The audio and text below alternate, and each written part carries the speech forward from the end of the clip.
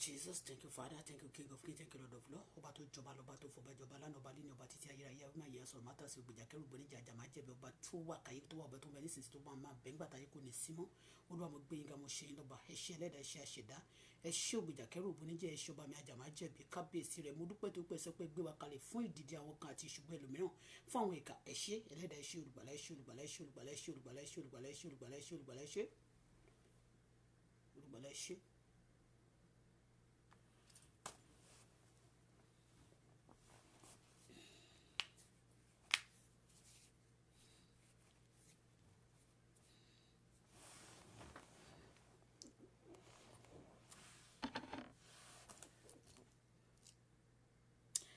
Hey, kábíyèsí elédùnmarè ọba tó tóbi lọ́ba ọba mi àìkú àti àdìbàjẹ́ ọlọ́run tó fara tìbí òkè abánimọ̀lẹ̀ má dání arúgbó ọjọ́ ajàmá jẹ̀bi ọba tó ti fi gbogbo ẹ̀yìn ọba tó bá wù tó máa fi tì ọba tó lè pa ọba tó lè jí ọba tó ń ṣe ohun tẹ́nìkọ̀ọ̀kan ò lè ṣe ọba tá yẹ ayé àti ọ̀run lára rẹ̀ bẹ́ẹ̀ ni tí ò tọ́ síbẹ̀síbẹ̀ ọba mi ajàmá jẹ̀bi owó kẹ̀mẹ́rẹ́ bí ìjà ọba mi tí ò kí ń gbé ẹ̀bí fáláre tí ò ń gbàre fẹ́lẹ́bì ọba mi tó máa ń tìdí aláṣejù bọmi gbígbóná tó máa ń fojú àwọn aṣebi gbolẹ̀ ọlọ́run mi alágbára jùlọ atóbi jùlọ ọba tó lọ́lá jùlọ tó lọ́lá jùlọ tó lọ́lá jùlọ ọba tó ní ayé àti ọ̀run ó ti ń bẹ nísinsìnyí tí ayé ń bẹ ó ń bẹ kí ayé tó máa bẹ yóò tún máa bẹ nígbà táyé kò ní bẹ mọ́ ọlọ́run mo yìn lógo mo ṣe yín lọ́ba mo gbé yín ga ẹ̀yin lálágbára lẹ́yìn yín kò sí ẹlòmíràn lẹ́yìn yín kò sí ẹlòmíràn ẹ̀yin lálágbára ẹ̀yin lọ́ba tó lè fẹ̀yìn ọba ayé tì tí ẹnikẹ́ni ò lè fẹ̀yìn rẹ̀ tì láéláé ọba tí kò ṣe rí fítí ò ṣe yájú sí. I worship you at this moment. I worship you. I appreciate you so much. Lord, I thank you. I worship you. Lord, I thank you. I worship you. Lord, I thank you. I worship you. Lord, I thank you. I worship you. Lord, I thank you. Lord, I worship you. Lord, I thank you. Lord, I worship you. No time to waste. Thank you, Father. I don't know how to speak. Speak through my mouth. Lu ẹnu mi. Gbogbo àwọn ọ̀rọ̀ òkùnkùn. Gbogbo àwọn tó ń gbéraga bí Gòláyátì. Gbogbo àwọn tó ń halẹ̀ bí Hẹ́rọ́dù. Gbogbo ẹni tó sọ pé òun alágbára orí Facebook. Ní òní ọ̀run gbé wọn wálẹ̀ máribo sótorí kapari maya neriba seteri kapari baba nekapa senderi mayana gbogbo ẹnikẹ́ni tó sọ pé kò sẹ́ni tóun ò lè fi wọ́lẹ̀ kò sẹ́ni tóun ò lè dọ̀tí kò sẹ́ni tóun ò lè bá jà ọlọ́run mi ọba tó lè jà ọba tó máa ń wọ agbádá rojú ogun ọba tó ń lọ sójú ogun tí ò sọ bá tù kankan nà rí lónìí o olúwa fi wọ́n ṣẹ̀sìn jẹ́ kí wọ́n ṣe ẹlẹ́yà Tòkunbọ̀ lórúkọ ẹ̀ ń jẹ́ olóhùn ọmọ abẹ́dẹ̀rìn Esther ọ̀run fi ṣẹ̀sìn ńlá mangodo soto kapayaria ọ̀run gbẹ̀san lára ẹ̀ láìláàánú bẹ́ẹ̀ ni yóò rí ọ̀run science ẹ ṣé everybody enemy you are welcome friends you are welcome àwọn Tòkunbọ̀ fans you are welcome here everybody is allowed but you know what don't write nonsense on this platform yes because whatever you write on this place iṣẹ́ wo òun la máa lo against yín lọ́jọ́ ìdájọ́ you getting me so kò ń ṣe rọ́ o ìmọ̀ mi ẹ lè máa sọ pé rọ́ ni ẹ máa tẹ̀ àbùkù máa kan mo ti sọ àbùkù máa kan Tòkunbọ̀ bẹ́ẹ̀ ni mo sọ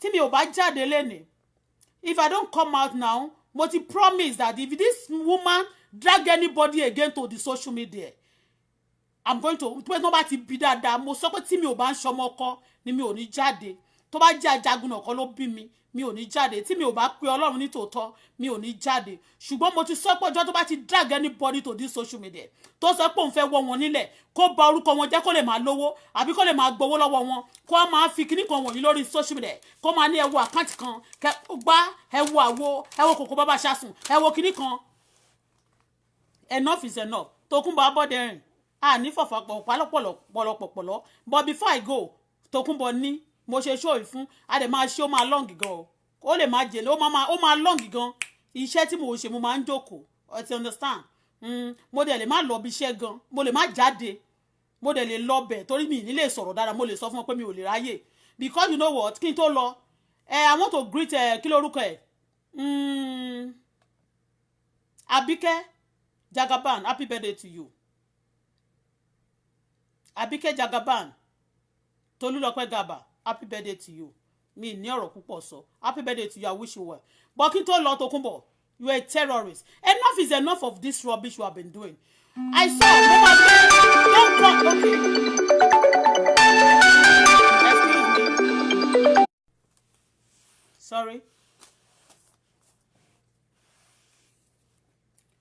me sorry Tòkunbọ̀ Abike Tolulope Gaba, happy birthday to you. Kò ṣe ṣáàtì ẹ, but I was busy this morning. Mo ti sọ pé tí mo ti sọ ni mo ní ọjọ́ tí wọ́n bá tún bí Tòkunbọ̀ dáadáa kó máa drag àwọn èèyàn wá sórí social media bó ṣe máa ń gbé wọn wá. Àwọn ìjọba àgbáyé tí wọ́n hate terrorism tó ń wá wọn kiri wọ́n ní láti mọ Tòkunbọ̀. Enough is enough of that rubbish. Tó máa lóhun tewé ewé yẹn tó bá sọ̀rọ̀ ewé yẹn sádà pé wọ́n against progress ẹ̀. But ó ti sọ the last time pé òun po poison àti àwọn ìwọ tó bá ṣojú burúkú síbí you are welcome also but today is your end, okay? I don't care, I don't bloody care. Ojúkójú tó bá wù yín kẹ́ ṣe síbẹ̀ yẹn I will block you, nothing kò sí kankan tẹ́ lè ṣe jù yẹn lọ, okay? Ojú yẹn nìkan lè ṣe but whatever you plan, whatever you write here it shall be taken against you on the judgment day, okay? No be joke yo. Enough is enough. Gbogbo òṣìorí burúkú èyí tí Tòkunbọ̀ Abọ́dẹrìn tó lòun Tòkunbọ̀ Esther Abọ́dẹrìn tó lòun Esther bond tó ti máa ń ṣe pẹ̀lú Nàìjíríà tó ń borúkọ Nàìjíríà jẹ́. Enough is enough of that orí burúkú. Then you blackmail people for those people to come lè máa bẹ̀rù ẹ kán lè wá máa fún ẹ lówó. United Nations is on your case. They must see to you. Enough is enough of terrorism. Enough. United Nations hate terrorists. You are Tòkunbọ̀ Abọ́dẹrìn. You say your name is Esther Tòkunbọ̀ Abọ́dẹrìn. Kí tó máa lọ nínú ọ̀rọ̀ yẹn. Kí kọ́kọ́ gbé page ẹ̀ jáde. Mo ti screenshot ẹ̀. Kán lè rí. Gbogbo ọ̀rọ̀ òṣì tó máa sọ tó máa kọ brag. You can just be bragging. You be bragging. You want to destroy this. You destroy this. You will kill this. You kill this. Ta ló dá? Olówó òṣì tó lòun lówó. Ta ló help? This is her face. United Nations. This woman, she's a terrorist. This is her face. And this is her board, her page. Esther, she have a lot of pages actually. And she have a lot of boys and girls. She feeds them all over the world, as she has said. She used to say it with her mouth. You know what? Even before I go, láti bí ọjọ́ mẹ́ta, a lot of people, a lot of Esther board group, they call me. Because I said I'm doing business. I want to do something. Àwọn náà ló máa sọ pé, ẹ lọ wá ṣẹ̀ṣẹ̀, ọ̀lẹ ni yín, ọ̀lẹ ni gbá. Wọ́n tó bá ti fẹ́ ṣe nǹkan yẹn á wá dé àwọn èèyàn á wá dé wọ́n síta á ní kán máa lọ wádìí ẹ̀ kán máa ní wọ́n fẹ́ rajà lọ́wọ́ ẹ̀ wọ́n fẹ́ ṣe nǹkan kan fún ẹ wọ́n fẹ́ ṣe gbá fún ẹ wọ́n fẹ́ ṣàwò wọ́n máa promise wọ́n máa ní kán send account number ìmí nínú wọn náà wọ́n fẹ́ hack account ẹni Tòkunbọ̀ you hacking people's account you killing people you terrorizing people you say you have a Away Nation anybody under a Away Nation you know what United Nations. This woman called Esther Tòkunbọ̀ Abọ́dẹrìn, Esther Board, popularly known as Esther Board, on the Facebook, Instagram, and also on the YouTube. She said she have a lot of boys and girls. Anybody under her chat, anybody calling her friends, anybody making friends with her, they are all terrorists. Anybody doing business with Esther Board, they are all terrorists. Right now, as we are talking, as I'm talking right now, Esther Board, Esther Abọ́dẹrìn Tòkunbọ̀, she's right now in Turkey. She's meeting with some guys. Actually, they camouflage that they are selling houses in Turkey, but actually, they are terrorizing. But those Tòkunbọ̀, for you to know that Tòkunbọ̀ Abọ́dẹrìn is a terrorist. Now, as of one lóhun ta ilé kan, ilé èlò ni wọ́n fún. Àwọn sọ pé iye kan báyìí wà lákàntì wọn. For you to know she's a terrorist, she kill, she destroy life, she scam, she sell all those boys also to go and be frauding people. You know, to go to store, to have people's credit card, to fraud them. And they used to support her with those things. And she planned them everywhere. She been to Qatar. She been to Canada last year. And she been calling me when I brought my case to the social media the last time. When I was explaining something, you know, she came to me, she called me, she bullied me. She told me that she's going to kill me if I don't shut up my mouth. And then after that, she blocked. She have a lot of boys that they blocked my daughter. I've said it before. She blocked my daughter that she's a minor. My daughter, she's a minor. She blocked my daughter. My case doesn't concern her. I don't have anything to do with her. I've never met her before. She just saw me on the social media, on this Facebook. And you know what? She doesn't want to see any Nigeria, especially Yoruba tribe, on the social media. She called herself a queen. She called herself, she said she got the empire of the social media. I don't know, maybe she bought the social media, the Facebook from the original owner. I don't know yet. But I want the United Nations to see to the case of this woman. But today again, she come again with another dimension, another story of a woman, a politician in Nigeria. She just want to blackmail the woman. You know, she blocked this woman. She said many things about her, and she promised to kill this woman if the woman never give her money. Now, I'm going to bring a lot of evidence, what she has said with her mouth, for you to know. I've said it before. She did it to me. She did it to many people. Even for this trouble she's been causing for Nigerians. A lot of people, a lot of big people in Nigeria have called her to order. She refused to listen. She refused to listen to them. They've been begging her with money. She refused. She continued. Actually, she lied to Dublin government that she have a mental problem before they gave her the passport. Now she got the passport and she used it to terrorize everywhere. Right now she's in Dublin. She's in Turkey, and she blocked somebody. This, and I promise anytime she do that, I'm going to report her to United Nations, because she have done it to me before, and she did it to many people. And this woman she blocked. According to a lot of people came out for the woman today, that the woman have been helping a lot of Nigeria that have been stranded all over the world. She have been giving them assistance in one way or the other. And she said to the woman that the woman should stop, simply because this woman hate those people she helped. This woman have been a lot of help to others. And this woman said, Jezebel said that the woman has to stop. She gave her, unless, if it doesn't stop, she's going to destroy and kill her. And she have a lot of boys and girls.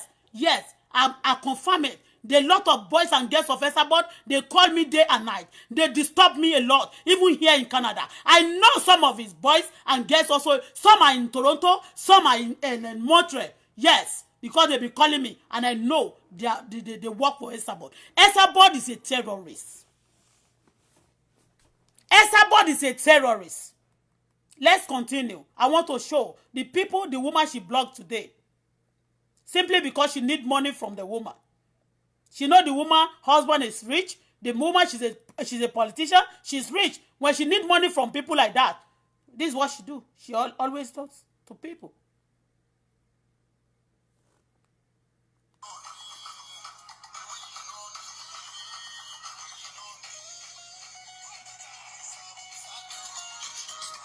This is the woman she blocked today. You see? That's the face of the woman. She put the face of the woman here.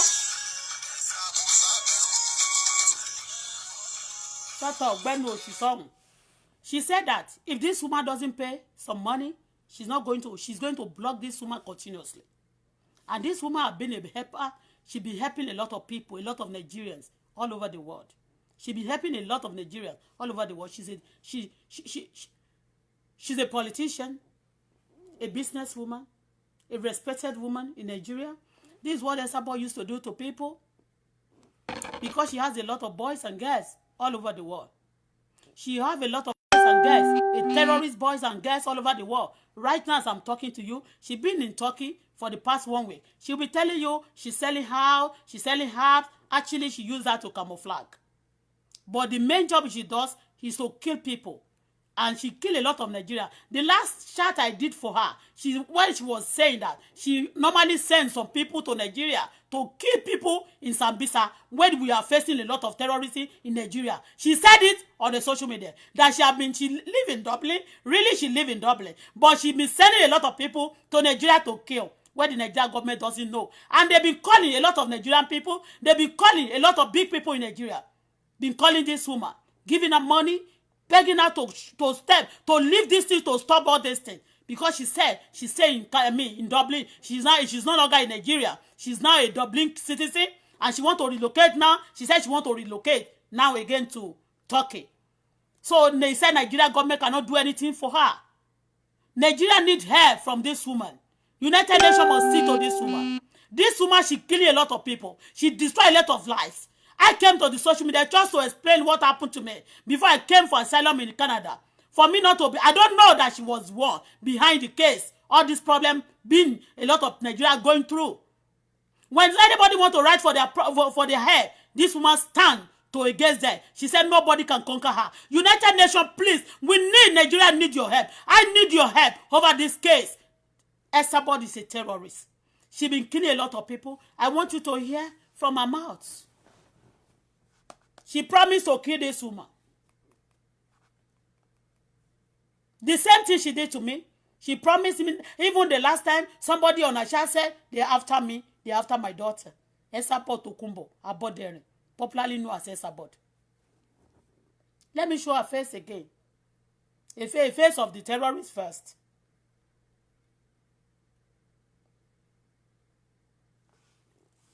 This is her face for the chat, one of the chat. She came out today. She spent about 8 to 10 hours for this woman alone because she wants money, because she heard that the woman, she got money. So when she started blackmailing, trying to destroy her character, trying to call us many names or threaten her for people to kill her, those one will come out, then they will pay her money. She been doing it to a lot of people. She asked me for money even the last time when she called me that I should bring my case, I should bring money. I said I didn't have money. My case is already with the United Nations. I submit my case already with the United Nations. That's why I seek for asylum in Canada. But this woman stay in Dublin. She's a Nigerian born, but now a citizen of Dublin. Now she terrorized, she kill a lot of people. She pick another person up today just to destroy that woman, just to get the money from her. And she's telling the woman to stop those people she helped. She must not help anybody. She wants everybody to be dying in agony. She wants everybody to be suffering. And she will be she will be saying, bragging on the social media that she got money, she got this, she bought this, she bought this. Right now she's in Canada. She's in Dublin. Turkey. She promised to come to Canada also because she was here last year. Also, she go to many countries to gather to group some terrorist boys and girls. Yes, to group some terrorist boys and girls. Right now, she promised to come to Canada. So, United Nations, see to this woman. When this woman being caught, you will see a lot of terrorists. A lot of people you'll be looking for. You will see them under this woman. You will see them under this woman profile. You will see them as a friend with this woman. She's right now in Turkey. She's not from Turkey, but now she said she traveled to Turkey. Some people gave her something. She went to holiday. But these people, they've been calling her everywhere to have a meeting. She's a terrorist. United Nations, seek to Esabod case. She promised to kill this woman, but I want you to listen. I want you to listen now. All things she been saying about the woman today. She been bragging that she's going to kill. She will kill the king in Nigeria. She will kill this one. She will kill this and that. Nobody can do anything to her. She said it with her mouth. Please, I want to be playing the music. I want to play some.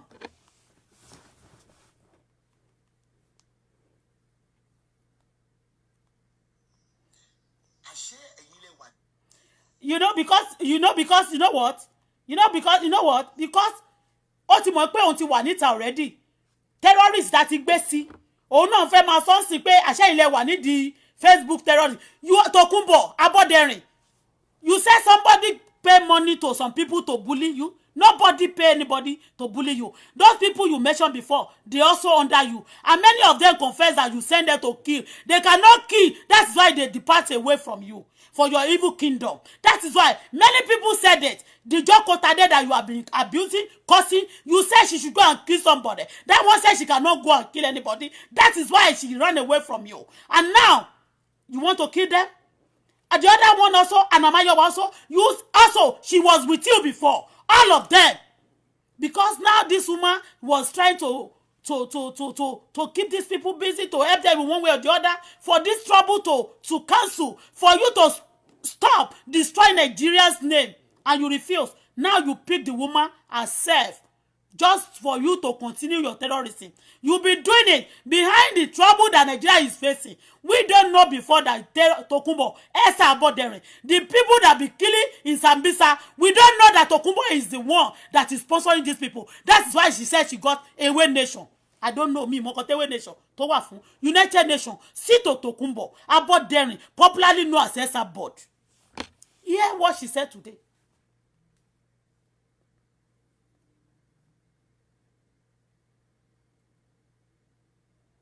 Let's start from the one she did first.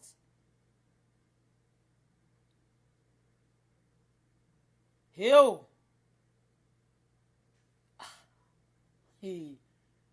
Okay, nobody can kò sẹ́ni tó lè mú ẹ. Ìjọba àgbáyé á mú ẹ. Wàá mọ̀ pé tí olóléwé, wàá mọ̀ pé òléwé. Wàá mọ̀ pé ológun.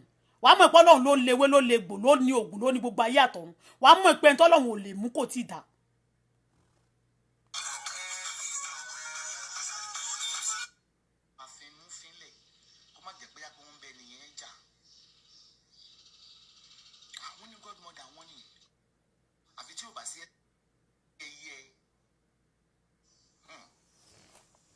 I will interpret. Yeah. I just want her to. Somebody call her. She actually wait. She used the terrorist woman that called Tokunbo Esabod. She used a woman. She want to blackmail this woman. Really? Now she now use the picture of the woman to do the shot. That's why she put the woman's face. She is the one talking underly, not this woman. She just used the picture of this woman to destroy the attitude. To destroy the character of this woman, to paint this woman black for people. So I want you to listen to this, what she has been saying.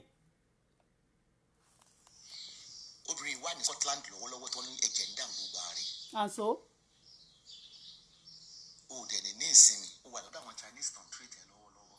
she said, they said this woman, she's sick presently in Scotland under treatment. She wondered what she was saying. Although the United Nations, they have a lot of interpreters, they have a gbogbo àgbáyé ni Yorùbá gan wà nínú wọn, Nigeria wà nínú wọn. So United Nations must see Tokunbo's case. I want her to talk. I don't want to waste time because so ma good. Àìsàn yẹn ló dé máa rí pẹ̀lú. Ṣé ti gbọ́? Olórí burúkú Tokunbo. Kó jẹ́ iye àkàlàmọ̀gbò. Kó máa fò bàgẹ̀bàgẹ̀. Ibe máa lékè gbogbo yín lórí Facebook sí. Mo lọ́lọ́run ló gbé mi dìde sí lọ kojú sí ojú àti àyè. Ìtọ́lọ́run bá gbé ẹ dìde, ìwọ lọ kúrò lórí Facebook. Facebook kò ń ṣe ìwọ ló ní. It's not for you. Facebook is not for Nigeria. It's not Nigeria, kò ń ṣe Nigeria ló create ẹ̀. Kò ní mi lè rẹ́ pé Dublin yẹn pé bóyá family ẹ̀ ló ní. Kò ń ṣàbọ̀dẹ̀ lórí Facebook. You say ọmọ alékè wọn lórí boni. You bring in a lot of people. Tó bá jọ ní Facebook nìkan ló tẹ̀ tí ń ṣe is another thing. But you go after you said it, you even have the God to come to the social media and then you be saying it openly that you will do this to people. You will kill people. You will destroy them. You will travel to Turkey. You will travel to Canada. You travel to many countries just to go and meet your people, to go and meet your boys and girls that kill for you. United Nations, see to Tokunbo, Aboderin Esther. That's the woman face that she want to blog today. She blogged, she blogged her today. She said many things about this woman. And she threatened her now that she's going to kill her. She's going to take the long show. Because she know that this woman, she got married to a politician. She's wedding. The husband is okay. So this is what she do to all people in Nigeria. And they kill innocent people. A lot of things have been happening in Nigeria that nobody ever think is a Tokunbo. Aboderin Esther that is under those criminal activities in Nigeria. Mo pé Tokunbo ni o. Mo ti sọ fún ẹ pé tó bá ti jáde fún ẹnì kankan ní Nigeria, mo máa jáde fún ẹ. Bẹ́ẹ̀ ni mo sọ. Kò dẹ̀ ṣe jáde mi pé mo ń jáde mo ń brag o. Mo máa fẹ́ jẹ́ ẹ̀san àgbáyé ni. You are in sue. Enough is enough of this trouble. Kí ló dé? Ìwọ ló ń kọ́ wọn ló kọ́ lọ gbé wá ní kó gbé konke fún ẹ. Ìwọ ló máa ní kó lọ knock fún ẹ. Ìwọ ló máa ní o tewé tó máa lọ da poison sí káwọn èèyàn máa ní cancer kan máa kú. Ìwọ ló máa sọ pé o lọ sí Togo wa máa ní àwọn boys ò ṣe kó àwọn obìnrin àwọn ọkùnrin tó you are a terrorist.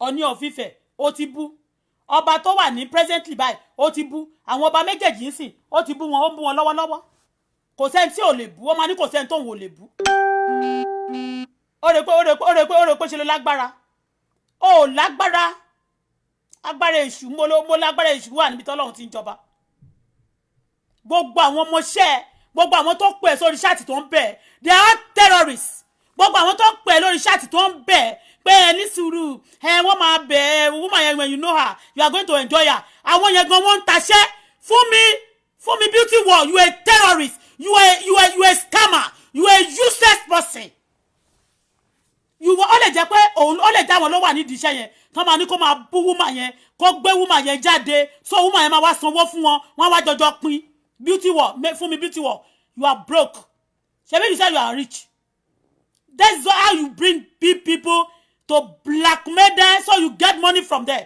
so you can share it fún mi you say you are a beauty world olówó ìṣẹ̀lẹ̀ ẹjọ́ tó ń padà fúnra yín ni ìwọ fún mi beauty world ó ní when you do that now do you know the woman I'm going to lose a lot of customers tó bá ṣoore fún yín tán ìbílẹ̀ máa fẹ́ fi ṣe Fumi Beauty World, you are a terrorist.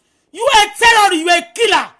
You too, you mix a lot of chemical to cause cancer for people. Fumi Beauty World, you are a terrorist. You are a Tokunbo friend. Anybody moving with Tokunbo, anybody, any away nation, they are terrorists.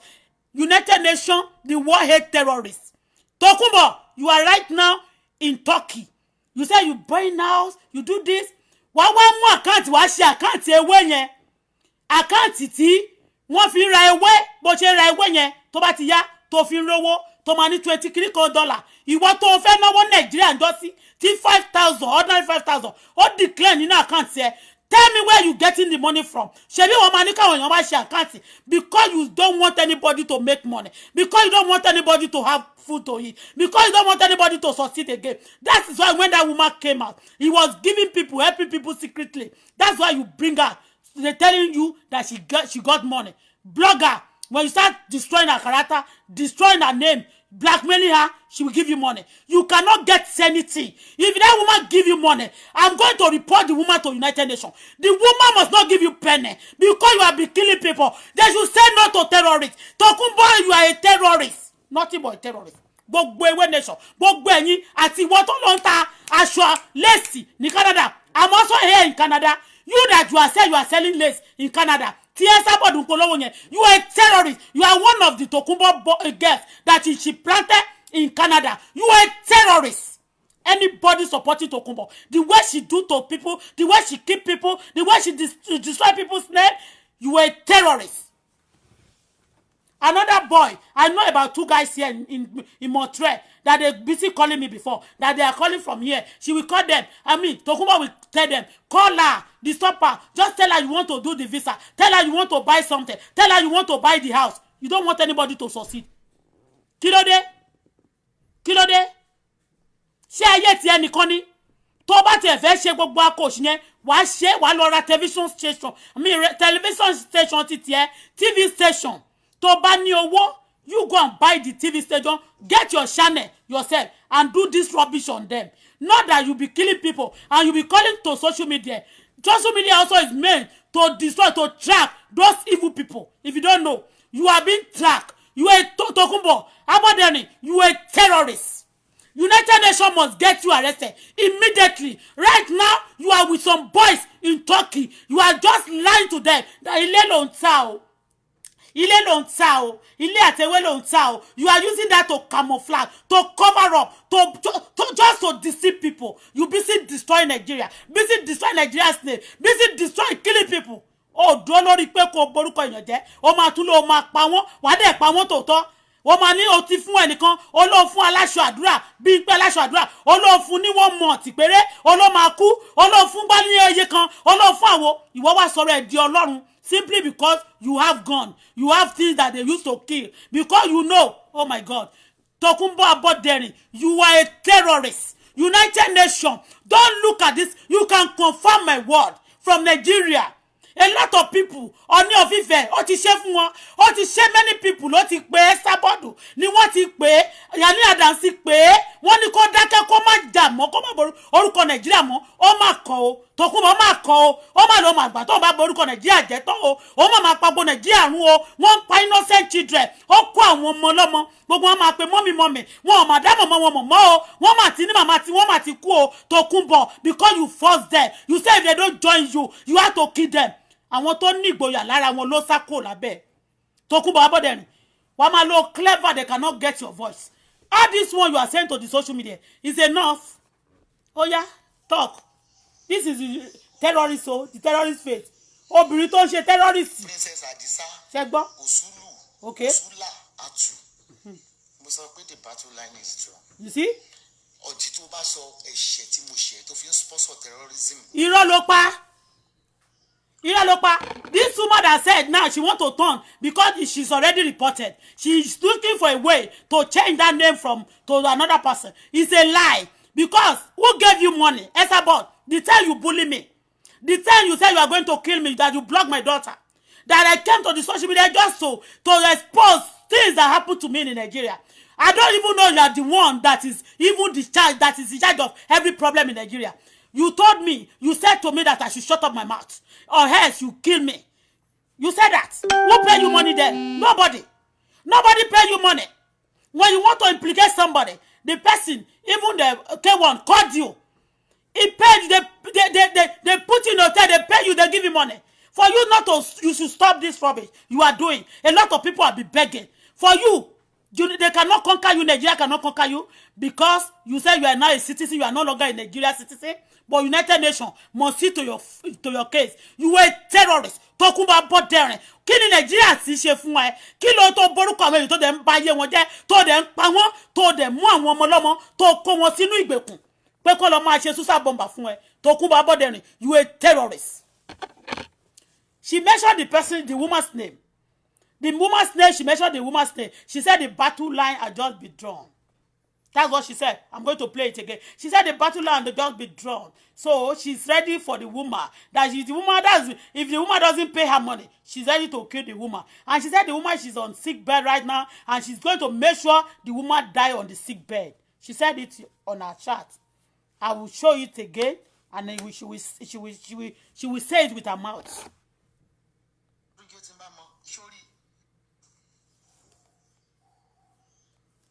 This is, look at the face. She's right now in Turkey.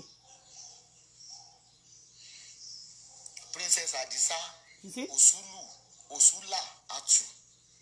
Mo sọ pé the battle line is strong. Ọ̀dì tó bá sọ ẹ̀ṣẹ̀ tí mo ṣe tó fi ń.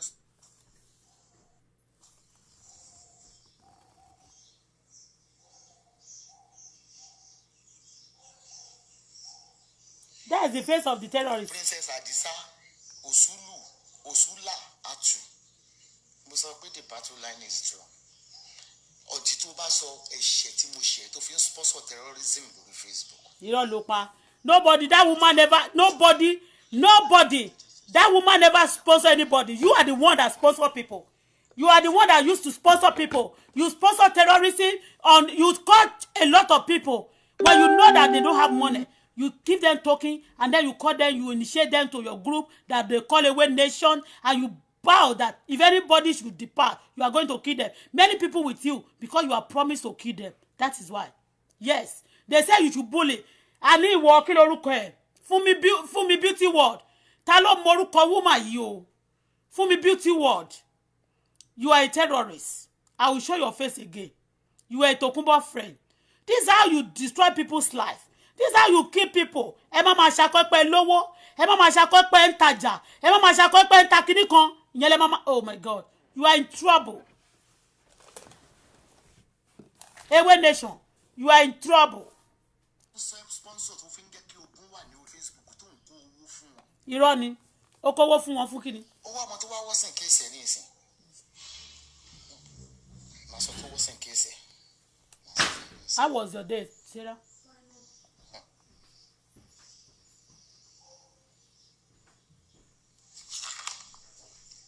Ẹgbẹ̀rún Sàámú yín ò lè mú lóko.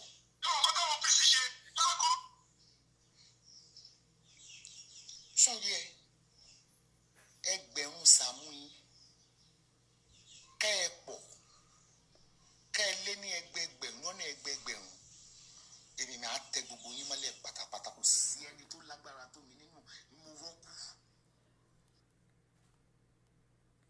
Wọ́n lẹ́nu ń bẹ̀. She's going to bring out some list now. Àwọn owó tó gbà. Okay, àwọn owó tó gbà. Ojoojúmọ́ báyìí tó máa ti ń jáde wọ́n ló máa jẹgbẹ́. Tó máa ti ń jáde wọ́n ló máa jẹgbẹ́. A máa report ẹ fún United Nations. Ele ló pé. Ẹ̀yin ọmọ ewé o. Orí ẹ̀ tó lá gbogbo ẹ̀ tó lá yẹn wọ́n máa bẹ́ orí ẹ̀ fún. Wọ́n ṣe pa àwọn tó máa ń terrorize. Wọ́n ṣe máa pa ẹ bó ṣe wà yẹn. Terrorist. Ẹ máa rìn ẹ máa yan lórí platform mi. Okay. He said Away Nation. That's the group. The terrorism group should work freely. Nothing can happen. United Nations cannot do anything. The Nigerian government cannot do anything if they are in Nigeria. Any country they are, nobody can do anything to them. They should work freely. That's what she said now. She will say it again.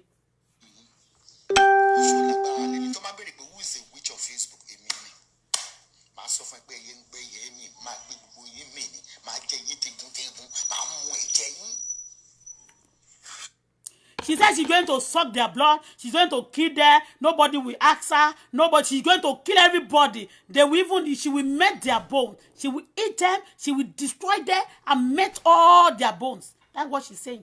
I want her to say it with her mouth. The Facebook is not for you.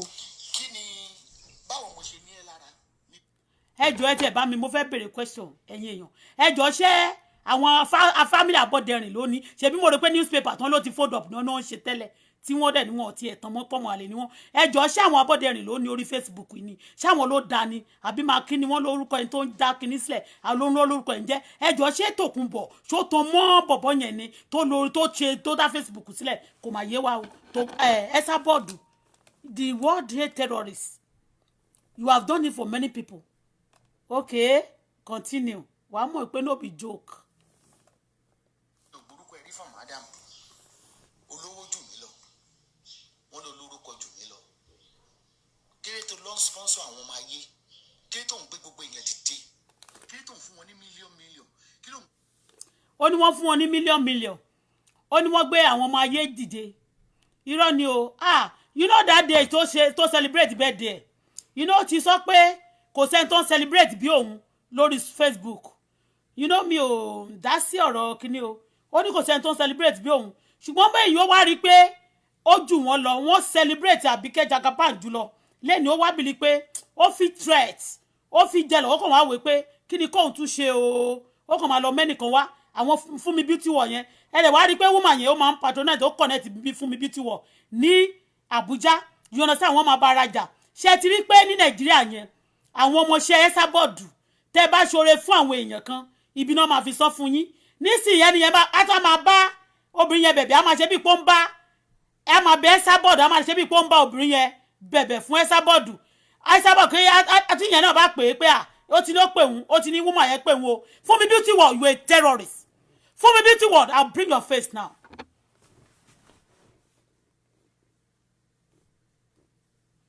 Assistance ó dẹ̀ pé wọ́n náà fẹ́ fi jẹ assistant terrorism ẹ̀ ń pààyàn jẹ ní Nàìjíríà ẹ bá gbogbo Nàìjíríà jẹ gbogbo ọmọ Nàìjíríà ń sákò Nàìjíríà yóò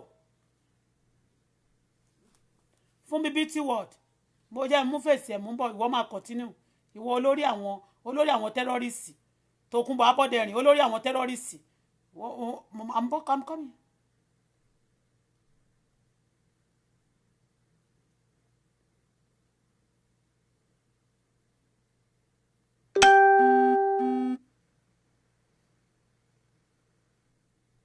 Ẹjọ́ ẹ bá mi send fèsì Fúnmi Beauty World yẹn gbogbo àwọn terrorist tẹ́ bá ti mọ̀ ní kẹ́ send sórí inbox mi olórí burúkú Tòkunbọ̀ terrorist continue mú bọ̀. Kí ló ń gba ṣọ́ọ̀bù káàkiri fún. Ó ní wọ́n gba ṣọ́ọ̀bù. Ó sì jẹ́ pé gbogbo àwọn tó wà lórí fracas Facebook ló ń kówó fún why kò ní dáa fún Àdìsá. Kò ní dáa fún ẹ Tòkunbọ̀ ó ní ṣoríire òfò ló máa ṣe tọmọtọmọ fún nǹkan tó sọ yẹn ó ní àwọn tó wà lórí Facebook wo èèyàn empower àwọn èèyàn for people to get busy to do things for their life he busy helping people ẹni yẹn ni ọ̀tẹ̀ instead of you to go straight and tell the woman please you need assistance but wọ́n ló máa sọ pé onídòwó olówó bùsọ̀bùsọ̀ and I'm telling you oh lówó honestly speaking oh lówó mo ń bẹ Ọlọ́run ní pọ̀ntíṣọ̀ tí mo wà báyìí mi ò lówó but mo dájú ẹ lọ ó lówó rárá olówó kì í ṣe bíi tiẹ̀ yìí olówó máa ń empower àwọn èèyàn ní olówó máa ń ní good heart ní olówó máa ń ṣe dáadáa fáwọn èèyàn ní kò ṣe pé ọmọ rẹ nìkan tí wọ́n tún ṣoore fún kí wá rí ìsìn gbogbo àwọn tí mo ní mo ṣoore kí wá rẹ nìkan tó ṣe dáadáa kí wọ́n sọ pé inú mi ń bàjẹ́ sí God forbid simply because o ti ṣépè pé ẹnìkan jókòtadé ò ní rí lẹ́gbẹ́ o ẹnìkan ò ní rówó jẹun o wọn ò lówó o wá rí pé bí o ṣe rò ó kọ́ ló bá o wá ní gbogbo àwọn tó wà nínú stagger you been there for 12 years o blog Wasiu Ayinde for 2 good years ìgbà tí mo wá tí mo fẹ́ gbé orúkọ ẹ̀ kó lẹ́nu ẹ̀ mo ní mo wá sórí Facebook ò yí ẹ o wá ṣe tán o wá tún padà lọ o wá lọ simply because o rò pé tó bá ti fún ẹ lówó wàá bẹ̀rẹ̀ tí ń dojú ìjà kọ mí mo ní ṣe ló kàbùkù Tòkunbọ̀ Abọ́dẹrìn ṣe lèmi bá ẹ fẹjú ẹ̀sùn àgbáyé ṣe lèmi gbé ẹ sọ́wọ́ àwọn United Nations Tokunbo, you a terrorist. Anybody making business with Tokunbo Aboderin, Esabod is a terrorist. Right now he's in Turkey. Go and find out those boys. You know, he showed some pictures that these boys, they are the richest in the Turkey. Ipe wọ́n talé, ìwọ tó sì join wọn tí ó ti pé 3 months. Ó ní wọ́n ti gbé òun ṣe báyìí, wọ́n ti gbé òun ṣe báyìí because terrorist group lẹ wà.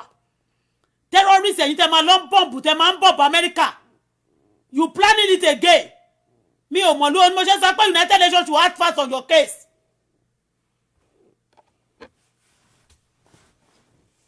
Oh yeah, continue.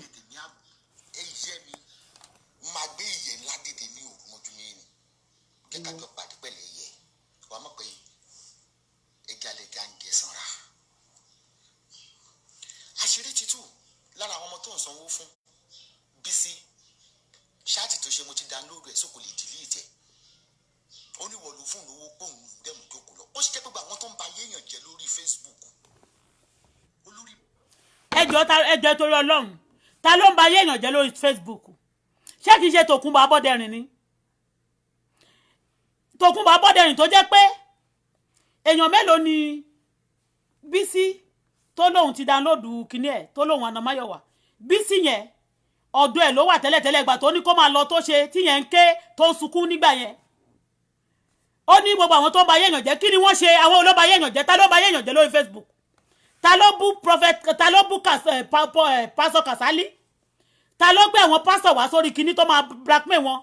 Ta ni ó gbé pastor kan tí wọ́n sọ pé ó ṣe kíní ó ní ẹ̀bá àti ẹ̀bàyàn ẹ̀bá ṣe anything ó ti fún un nílé kọ́tà ó ní kò ṣe nǹkan kan fóun ó support ẹ̀.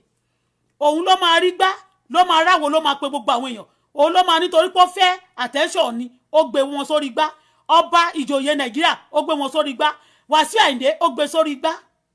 Mo wá sórí Facebook nítorí yín ni ẹ̀yin wèrè yìí láti fẹjọ́ yín sùn United Nations. Olórí burúkú Esabod, you be killing Nigerians. Kí ni Nigerians ṣe fún ẹ?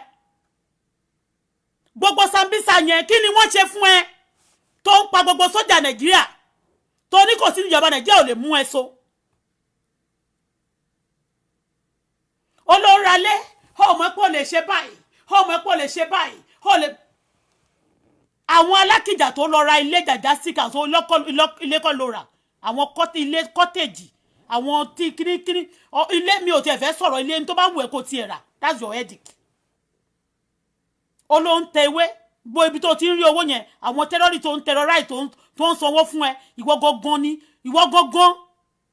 Ọjọ́ wo ni Tókòtadé yẹn ọjọ́ wo ló ṣe wá sórí Facebook tó ṣépè fún gbogbo ọmọ ẹ̀ tó ṣépè fún ọmọ ọlọ́mọ tó ṣépè fún ẹni yẹn ló ṣe dáhùn lẹ́nu ọjọ́ mẹ́ta tó ní kó lè kúrò nílé tó máa fi ṣẹ̀sìn ṣé bó sọ fẹ́mi náà wọ́n bó ṣe rí kèlètè nígbà tó yá tó dẹ̀ mọ́ Wàsíù Àyìndé ó wá di kó máa sọ pé òun fòkó Wàsíù ṣeré lórí Facebook ṣé ọmọ ẹ̀kọ́ sọ pé òun ò mọ̀ mí rí tó torí ẹ̀ ló ṣe sọ for your information tó torí ẹ̀ ló ṣe sọ.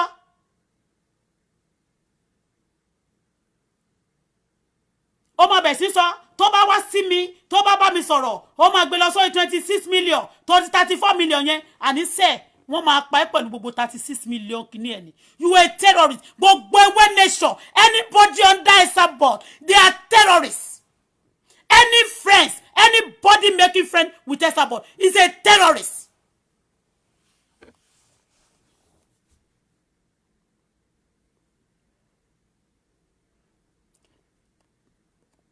To confirm, for you to know, Esabod have been reported in the airport in America before as a terrorist. Some people bail her out there, and the case is still on. Esabod is a terrorist. Esabod Tokunbọ̀ Abọ́dẹrìn is a terrorist.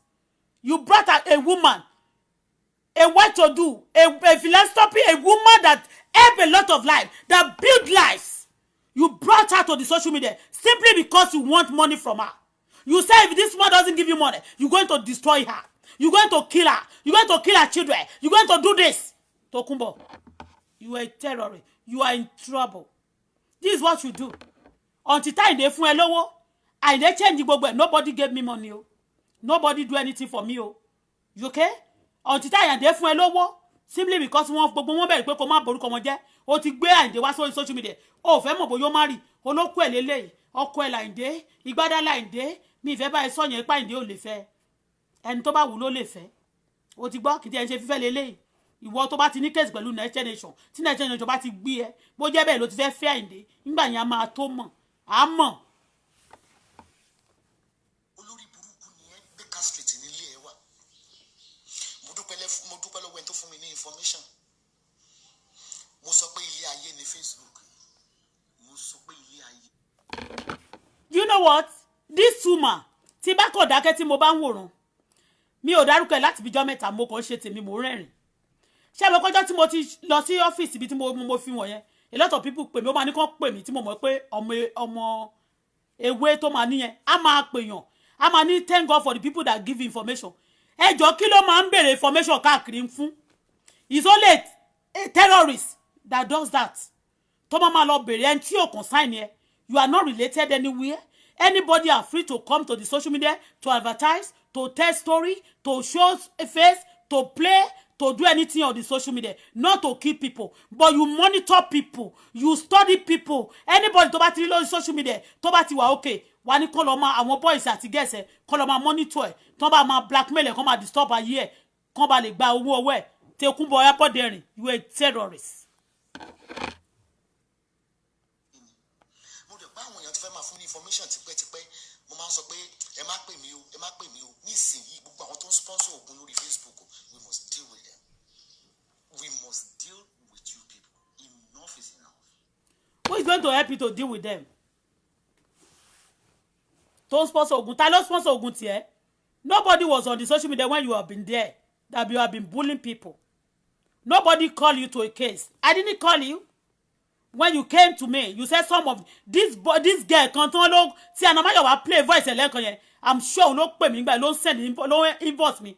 Pé ẹ pé màmá ẹ jọ̀ọ́ ó máa bá yín ṣe case yẹn case tẹ̀sán kìtìkì kan mo ní mi pẹ́ anybody. You won't disturb me títí mo lọ send the message mo ní okay o ẹ jọ̀ọ́ mọ̀ mo kọ́kọ́ ṣe ló bá bẹ̀rẹ̀ pẹ̀lú mi tó ló ń wá legal team tó máa fi join mọ́ ogun yẹn. You are Esabod, you are a terrorist. United Nations see to Tẹ̀kúnbọ̀ Abọ́dẹrìn case. Tẹ̀kúnbọ̀ is a terrorist. She be saying it with her mouth.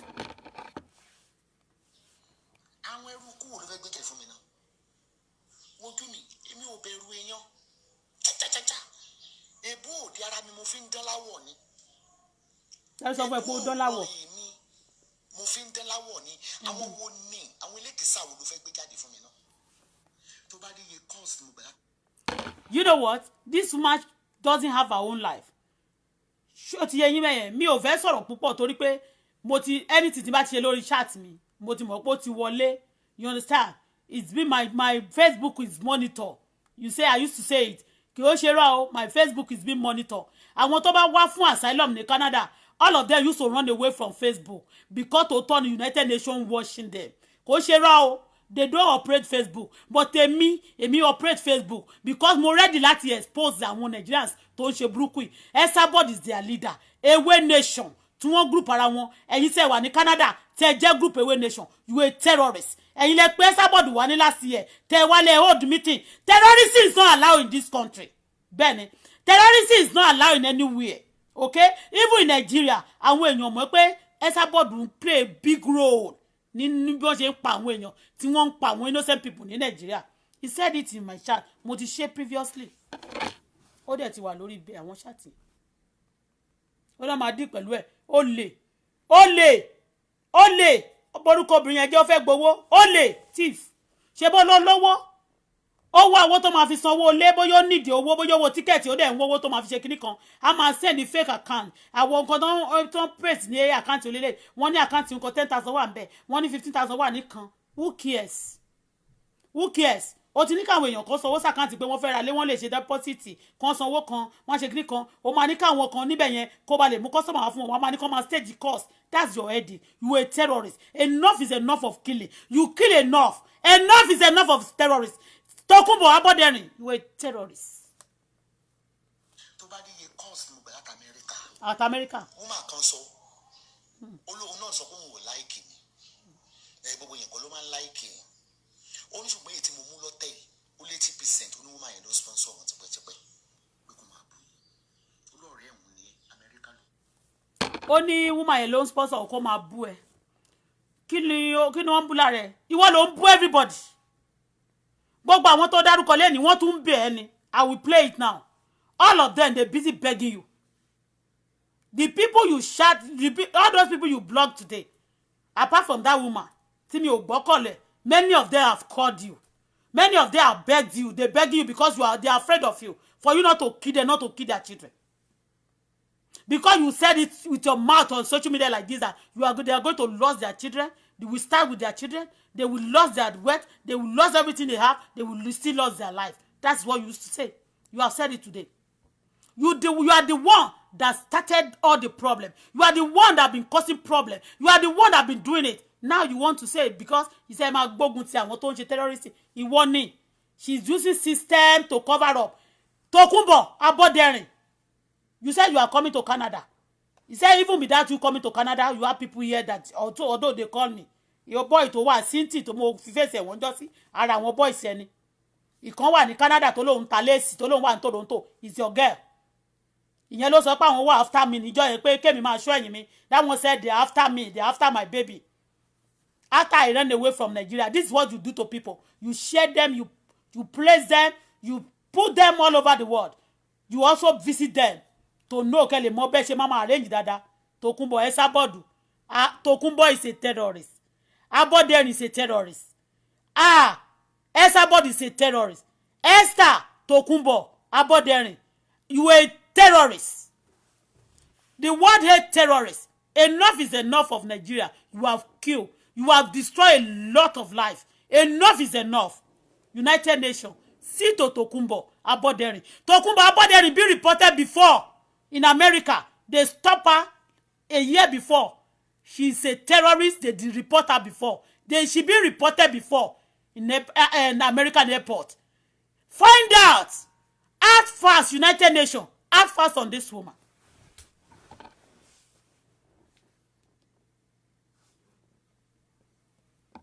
Dokota de sọ nínú chat eleni they tag me I was there I was looking I listened to everything she said ìgbà tó ní kó lọ pa èyàn àwọn ò dé lè pàyàn àwọn dé kú lẹ́yìn ẹ kí làwọn máa pàyàn fún and you said you lie against her that she stole money from Beauty World and you Beauty World náà mo ti sọ fún ẹ lẹ́ẹ̀kan olóhun ta cream gbogbo skin ẹ ti jẹrà ìwọ náà ń fáwọn èèyàn ní cancer of the flesh of the skin nítorí pé wọ́n ti ní cancer ní skin ẹ you too you are sharing it to people you are all terrorists enough is enough of terrorists ó ń bẹnu ẹ máa ṣe kinní kan ẹ máa hail Tokunbo let her talk yo I wish okay let me share it to my page let me share this to my page let me share it to my page anything that share to my page also will be seen directly let me share I will share all the show ṣe pé wọ́n lórúkọ wọ́n lórúkọ lọ́dọ̀ àwọn politician wọ́n bẹ́ẹ̀ náà yẹn tó pé mi àwọn tó fúnlówó ń bẹ́ẹ̀ ni lọ́wọ́ tí mo wà yìí mo máa kó gbogbo yín máa kó yín pọ̀ sínú àpẹẹrẹ ni Ọlọ́run gbọ́ blọ́kì ò ṣeé súnmọ́ kò ṣeé jókòó tì máa kó gbogbo yín sínú àpẹẹrẹ ni wọ́n ní wọ́n ló máa lọ sínú inbox wọn wàá lọ sínú inbox wọn yí pé kán bú mi wàá send millions wọn àwọn tó ń ṣe àìsàn lórí Facebook èèyàn mélòó ló ti ràn lọ́wọ́. ó máa mú ọmọ ní èmi ò wo kíní wọn púpọ̀ èmi ò wo kíní wọn pọ̀ but ó ní woman yẹn ló máa pè wọ́n tó máa ní pé kán send owó ó máa ní kán máa bóun ókè ta ló fún wọn lówó tó ní kó máa bú èmi tó ní kó purọ́ mọ́ mi tó ní kó máa sọ fún mi kí n shut up tó ní kó bẹ̀rẹ̀ sí ń destroy máa sọ pé tí Àyìndé bá mi sọ̀rọ̀ ó máa blog ẹ̀ wọ 36 million kìíní kan ó máa destroy ayé ẹ̀ ni ó máa ṣe gbá ni Tokunbo you a terrorist ariwo ò ṣe ariwo kọ́ ni music ṣó ti gbọ́ ibi tó ti rí owó ẹ̀gàn ìwọ náà máa ṣàlàyé ṣó mọ̀ pé gbogbo àwọn èèyàn tó ń sọ yẹn thank God tó sọ pé woman yẹn is a politician tó bá rí owó tó bá ń gbowó lọ́dọ̀ politician tó bá ń gba contract tó bá dẹ̀ lówó tó bá fi empower àwọn èèyàn láti help àwọn èèyàn tó bá yé wọn jẹ́ kò ń ṣe offence it's not a criminal offence okay Tokunbo you are a terrorist leave that woman alone leave her alone oh leave it alone, you are in school, you are a terrorist. Wàá dédé mú àwọn èèyàn ní Nàìjíríà wàá máa mú wọn tó pé ló jẹ́ dublin kínní ó wá lọ group ó tún ti lọ group àwọn ọkùnrin ó tún lọ meet àwọn terrorist gan nílùú Turkey ó máa ní wọ́n ń talé ilé ní kínní kan àwọn kan wá lẹ́sìn wọ́n wá ralé láti London wọ́n wá ralé ó ṣe jẹ́ ká rójú wọn kó dárúkọ wọn ìwọ tó láùsì tó pé tẹni tó bá dé wa ní kọ́ba lè mọ̀ pé tòótọ́ ló sọ ojú wọn lélẹ́yìí kọ́ba làwà ló ń purọ́ òun stage kínní simply ó fẹ́ káwọn èèyàn òun camouflage òun busy láti máa destroy ayé àwọn èèyàn ó dẹ̀ jẹ́ terror ó dẹ̀ borúkọ Nàìjíríà jẹ́ ó dẹ̀ pa àwọn èèyàn ó dẹ̀ ń pa àwọn èèyàn wà á dẹ̀ tún ní God wà á tún ní boldness wà á tún wá síta gbangba wà á tún ní kó o máa pa wọ́n ni kò sí nǹkan tó máa ṣẹlẹ̀ ìwọ náà ó ti ń pa àwọn èèyàn wọ́n máa pa wọ́n náà bó ṣe pa àwọn èèyàn ni lágbára Ọlọ́run United Nations máa mú ẹ o ò ní bọ́ lágbára Kristi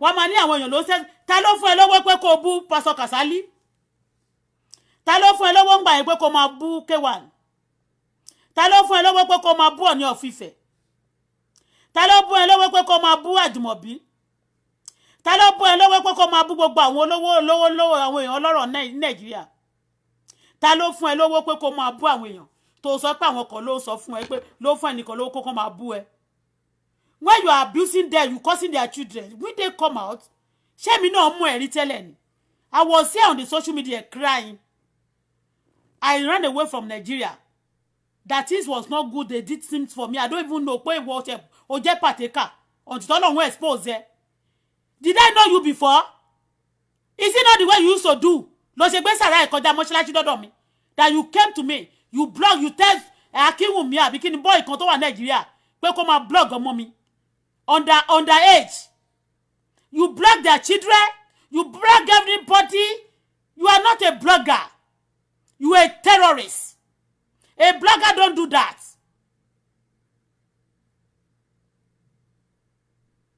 You said on the social media that you mix acid, some chemical poison with your things that you said.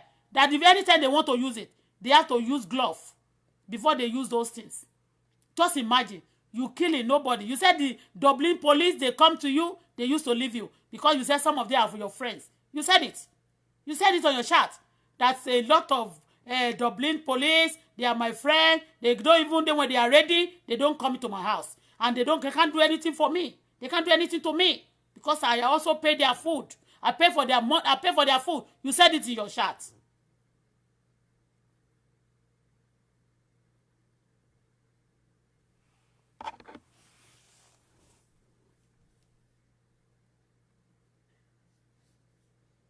Ó lè máa gbé àwọn evidences ẹ evidence ibi tó bá ti sọ̀rọ̀ tẹ́ bá ti ní ẹ gbé sórí phone ẹ rí blog ẹ kó má ṣe gbé kúrò.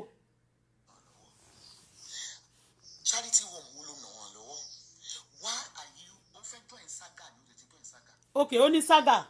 Èmi ò bẹ̀rù ẹni bàgà lọ gbé babaláwo tó mọ ṣẹ́jú gbogbo Áfíríkà dìde. Mi ò bẹ̀rù ẹni bàgà. Bí mẹ́wàá bá dìde sí mi, mi ì ní the speaker.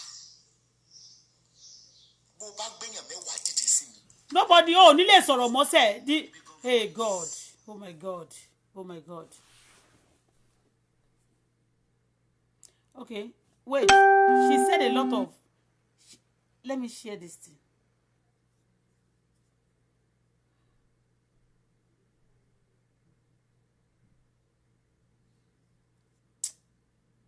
Oh my God.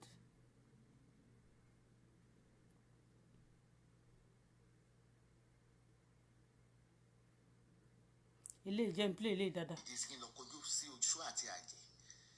Mo sọ ẹni tó pè mí gan onímàmá yìí máa ń sọ mọ́rọ̀ wípé ìjà òkùnkùn àti ìmọ́lẹ̀ lọ́rọ̀ Facebook àfi tí ò bá sí ẹ sábọ̀dù mọ́ ebi dẹ̀ ni òkè gbẹ̀ngbẹ̀ 90 years mo máa tẹ̀yìn mọ́lẹ̀ bó ṣe máa ń sọ fún àwọn speakers ẹ mọ́ jáde fún mi ìtọ́wá tí ẹ ò bá dira yín kẹ́ ẹ tira. Olúwa tó kún bọ̀. ìbọn ní ẹ̀jẹ̀ Jésù máa ní ẹ má ibi bí nǹkan bá lè lẹ̀ sí yín.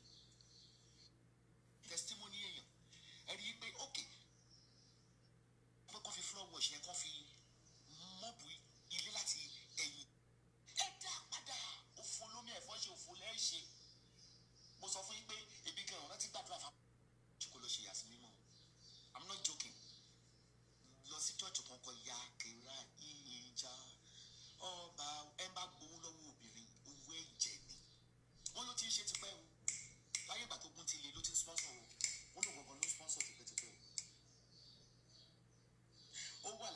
ṣàtì Àbíkẹ́ fìjà ó fowó kan rán sí Àbíkẹ́ àbúṣọ wọn ní kòkòrò yẹn yíṣẹ́. àwọn tó ń fún lówó èso dáa fún wọn ni ebi tó ní kó máa gbógun tì ó ń dáa fún mi lójoojúmọ́.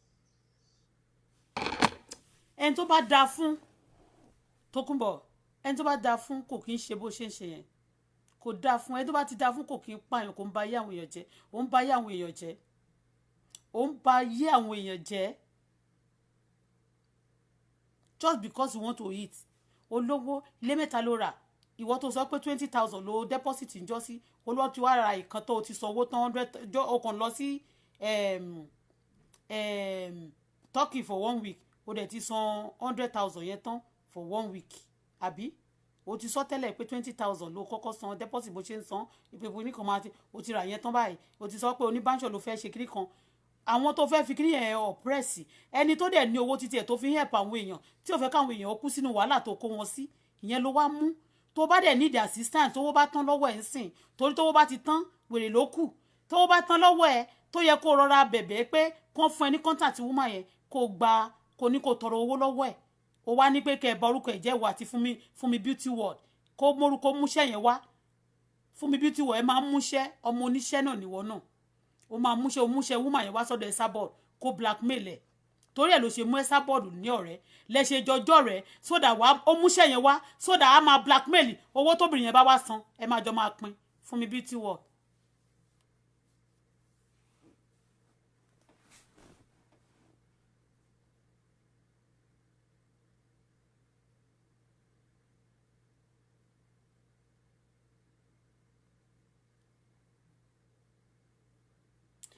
kí ni problem Tókunbọ̀ Abọ́dẹrìn mo wà níbí báyìí jẹ́jẹ́ mi wọ́n ní wọ́n ọmọ ní gbé bọ́dì ẹ o lọ ṣiṣẹ́ o ọ̀lẹ́ dànù o ọba tó fẹ́ ṣiṣẹ́ á ní wọn òṣòríire tóun ìlara ti pọ̀jù fún ẹ ìlara yìí ló máa rún ẹ lọ sọ́run ìlara yẹn gangan ló gbé ẹ dọ́dọ̀ United Nations báyìí o ìlara tó ní tó fẹ́ kẹ́ni bọ̀dì mí ò fẹ́ kẹ́ni bọ̀dì jẹ́ nǹkankan wọ́n máa ní empire on the face ẹni tó ní Facebook kò pé rẹ̀ ní empire kò lóun build empire rí sórí social media ìwọ ni nǹkan oníkan ọmọ ológun ajẹbíríkì wọ́n ti sọ pé Ìbàdàn tí ò bá jalè ojú ló rọ́ Ọlọ́run ló ní Facebook kò ṣeé jí á ti jí mọ́ wọn lọ́wọ́ apàyàn jẹ́ terrorist of the highest order olórí àwọn terrorist obìnrin.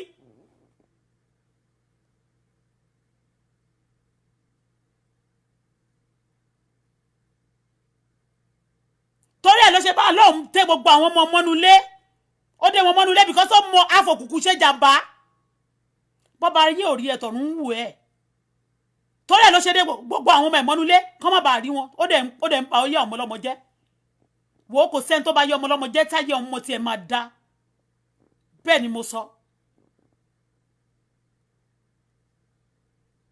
òun lọ́wọ́ òun ṣe gbá òun ṣàwo òun ṣe kókó bàbá ṣàsùn Tókunbọ̀ Esabod is a terrorist United Nations see to the case. Jésù tó fún mi. Give me that drink in the freezer and the glass cup. I'm tasty.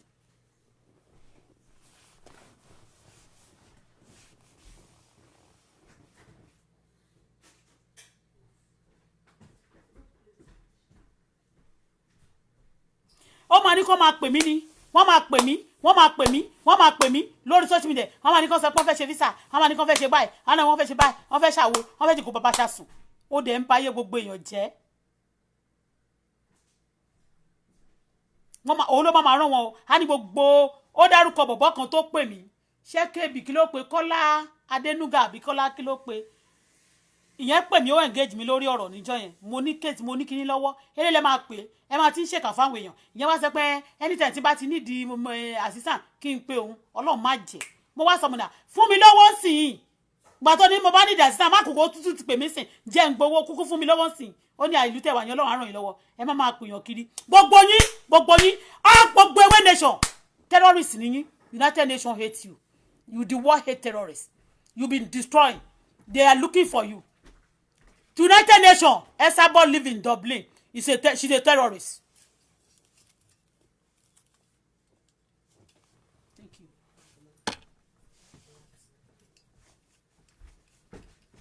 Ó gbé orúkọ obìnrin olóbìnrin ẹni ẹlẹ́ni tó bá ti rí pé wọ́n lówó báyìí fún mi beauty world ọmọ oníṣẹ́ ọlọ́jà rọ̀lẹ́ olè terrorist scammer destroyer ẹ máa múṣẹ́ wá fẹ́sà bọ́ọ̀dù kó máa blog gbogbo àwọn èèyàn kó máa gbowó mo ti wá sórí Facebook èmi gan tí mo gbé kẹ̀sì wá sórí Facebook mi ò tí ì gbowó ó ti gbowó lọ́wọ́ Àyìndé ó ti sùn sóòtẹ́ẹ̀lẹ̀ Àyìndé ti gba òtẹ́ẹ̀ fún oríṣiríṣi owó ló ti gbà oríṣiríṣi connection kó tún fẹ́ rí kó tún fẹ́ kú síbẹ̀ ṣe pé mo jáde mo sọ lánàá pé ilé tí mo gbé Àyìndé sí kì í ṣe Àyìndé lónìí o torí ẹ̀ ló ṣe fẹ́ kú Àyìndé máa dóhun ni Àyìndé máa ṣe kínní ni kémi gbọ́yàn mi jáde èmi àti ẹ Ọlọ́run má jẹ́ àwọn ọmọ ẹ̀gàn tó jẹ́ lójú yẹn wọn withstand mi torí ìwà lẹ́wà ṣó ti yé ìwà lẹ́wà ó níwà bó ṣe kó mọ́ ta ló fẹ́ bá ẹ dànù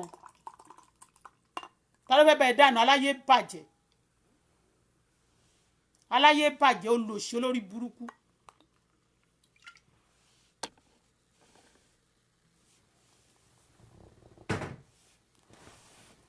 ó ní àwọn tó ń sponsor terror ní tó ta lára ní pé ọmọbìnrin yẹn gbalé àbíkẹ́ náà wọ́n celebrate ẹ̀ dáadáa tí sì ń change fáwọn èèyàn bí dáta ó kọ́ àwọn èèyàn sí ìgbèkùn àwọn èèyàn ń bọ́ àwọn èèyàn ń ṣe dáadáa àwọn èèyàn dànù ó ti gbé àwọn pásọ̀ yẹn gbogbo wọn ti dànù ó ti lọ gbé obìnrin olóbìnrin ó lóun ti sọ pé ọjọ́ tó ń bá rí millionaire oh you are not a millionaire you are a terrorist a millionaire don't do like that lọ́wọ́ àwọn alákìjà tó obìnrin yẹn náà gbọ́dọ̀ ti rí wọn gbọ́dọ̀ ti máa rí wọn lórí Facebook tó máa ṣòṣì gbọ́dọ̀ ti máa rí wọn tí ìbá jẹ́ nǹkan tó ṣẹlẹ̀ gan tó ní kán wá wò òun tẹ́mi fi wá síbi kí ló fẹ́ fà àwọn yẹn gan dẹ̀ láwọn ò ṣe wàhálà mà wọ́n ti move on pẹ̀lú life àwọn táwọn bá wà lórí social media káwọn polówó ọjà wọn káwọn ṣeré ń bẹ̀ káwọn kúrò wọ́n ní wọn fẹ́ o ò dẹ̀ fẹ́ inú ìjà ni wọ́n ti ń mèkó owó torí tó bá ti ní kí wọ́n lọ pààyàn káwọn ọmọọṣẹ́ lọ pààyàn wàá wá fún wọn ní little token wàá wá tó bá ti ní kó lọ pààyàn kó lọ bá yé nìjẹ́ wàá máa fún wọn ní little token wọ́n máa fún ẹ wàá máa gbowó lálálálá ṣèbí lé mẹ́ta you say you collected three houses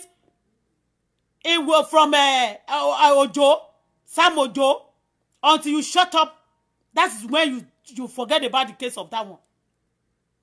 You o ti tún mele báyìí sí wá máa lọ ra le kò ní dá fún ẹ o ní gbélé yẹn mi e ko ló máa gbé bẹ̀ lórúkọ Jésù tó bá ti pa àwọn èèyàn lẹ́kún láti sọ pé o fẹ́ build o ní jèrè nǹkan tó kó jọ yẹn o ní jèrè ẹ̀ lágbára Ọlọ́run tó ń ṣépè fún àwọn ọmọ ọlọ́mọ ìwọ tó lójoojúmọ́ tí bá ti ń ṣépè lórí Facebook òun ló mọ̀ sọ pé ẹ má ṣe pé òun ṣépè tó òun ló ń bẹ àwọn èèyàn sí mi gbogbo àwọn tó ti bẹ̀ sí mi kó dà mí láàmú gbogbo wọn pátápátá ló máa ṣòfò sọnù àṣírí yín ò ní bò mọ́ ọ̀run máa mú yín so etí United Nations bá rí mú gbogbo yín pátá lẹ máa kú kú òjijì lẹ máa kú kú ọ̀fọ̀ lẹ máa kú kú rádàdàdà rédèrèdè ló máa ń gbẹ̀yìn òṣùpá ló máa gbẹ̀yìn yín ẹni láyọ̀ mọ́ gbogbo injection ìbànújẹ́ tẹ́ ń jẹ́ sí ayé àwọn èèyàn tẹ́ ń pa àwọn èèyàn lẹ́kún tẹ́ ń gbomi lójú wọn ọ̀run á gbomi lójú gbogbo yín ẹ ò ní yọ̀ mọ́ inú abímọ kò kì í dùn lágbára Kristi aṣọ yín máa pọ́n kú ni ọjọ́ yẹn náà torí mo ti wọ track down òun náà ti lọ wọ Gucci torí pé mo wá ní ẹ wo bàtà mi òun náà ti lọ ṣe ń jọ́ kejì oníkan máa wo bàtà òun fẹ́ẹ̀kì ló wọ̀ mi ìtẹ̀ bá ẹ ṣe yẹn tó bá wẹ̀ kó wọ̀ owó terrorist ló ń ná ọmọ Ọlọ́run là wá you killing people owó ẹ̀jẹ̀ ó ti gbàgbé pé gbogbo nǹkan tó yàn bá dogun ó máa dọgbọ̀n kó máa fi sílẹ̀ sáyé lọ ni tó bá ti yọjọ́ tí mo ti dé òun máa fẹ́ Àyìndé ni Àyìndé ò lè fẹ́ gbogbo wọn àwọn èèyàn kàn ń pa ẹni orí burúkú ló ń bẹ ẹjà ó ti mú obìnrin yẹn máa ṣe ṣòfún bó bá ṣe ń ṣe lọ lọ́wọ́ báyìí èmi náà máa ṣe continue èmi náà máa bá bẹ́ẹ̀ ṣe bó bá ṣe ń ṣe lọ ó máa easy dáadáa máa sọ fún wọn pé mi ì nílè jáde lẹ́nu mi ì nílè jáde lọ́sẹ̀ yìí bó bá ṣe ń ṣe show ẹ káwọn èèyàn ṣáà máa tag mi èmi náà máa bẹ́ẹ̀ ṣe lọ direct kí United Nations kó lè máa wò ẹ́ live and direct.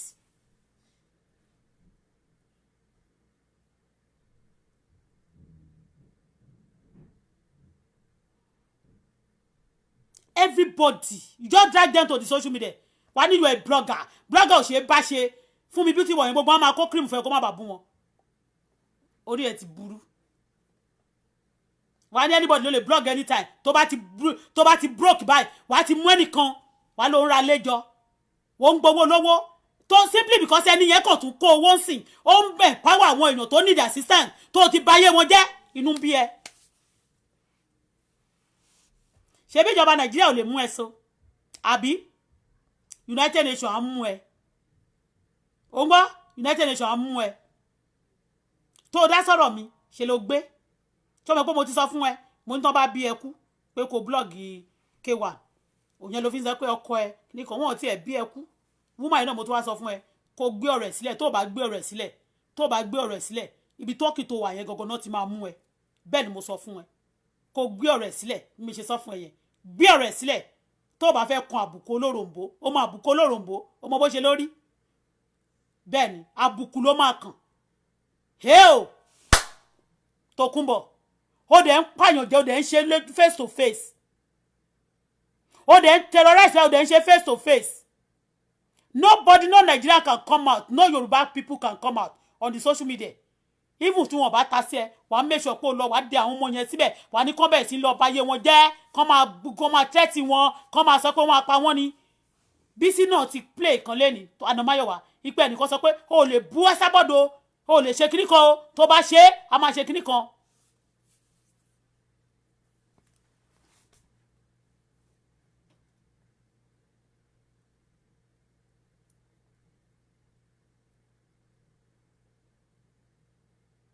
Don't comment anything síbí o kò ń ṣeré ni mò ń sọ United Nations is watching o ẹ má rò pé gbogbo ọjọ́ tó máa ti ń ṣe gbogbo òṣì tó ń ṣe lórí social media yẹn tẹ́ ẹ sọ pé kò sẹ́ni tó lè kọ́ bù yín you bully anybody you kill anybody you do anything anyhow enough is enough of rubbish.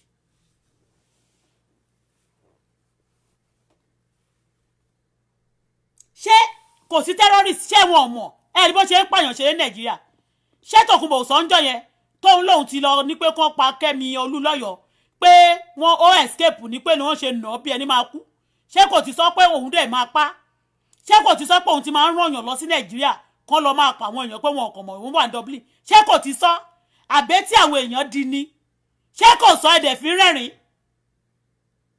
ó tún sọ́njọ́ yẹn wọ́n máa ní ẹ̀gbọ́n nǹkan tó bìnrin yẹn mo ṣe ṣáàtì ó wá ń sọ ó wá ń gbé K1 wá sọ kò ní dáa fún ẹ kò ní dáa Ẹsábọ̀dù oh my God yeri basata Ọlọ́run máa bá gbogbo tó gbójúlé tó fi ṣakọ lójú ẹ̀mí ó máa rẹ̀ sọnù bí ewé tí ẹni ní bá ti jí láàárọ̀ kùtùkùtù ó máa tàn báyìí tó bá tún ti dìrọ̀lẹ́ ó máa kákò báyìí gbogbo tó gbójúlé tó ń ṣe blabla lójú ẹ̀ yẹn ó máa rọ dànù ní ọ̀run máa rọ gbogbo agbára ẹ̀ á paralyze gbogbo agbára ẹ̀ in the name of the Father the Son and the Holy Spirit.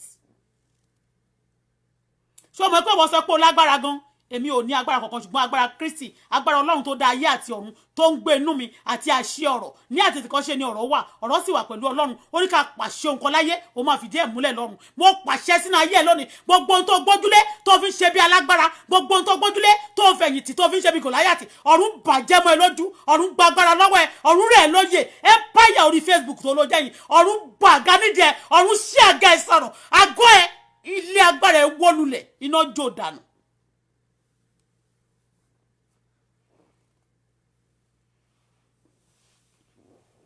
Ọlọ́run ní àti òkèrèrè ni èmi ti kórìíra gbéraga ó terrorize ọmọdé ó tẹ ti àgbà ó tẹ tọmọdé ó tẹ tọkùnrin àtobìnrin èèò oníwọ̀ Tókunbọ̀ Ẹsábọ̀dù oníwọ̀ Esther Tókunbọ̀ Abọ́dẹrìn èèò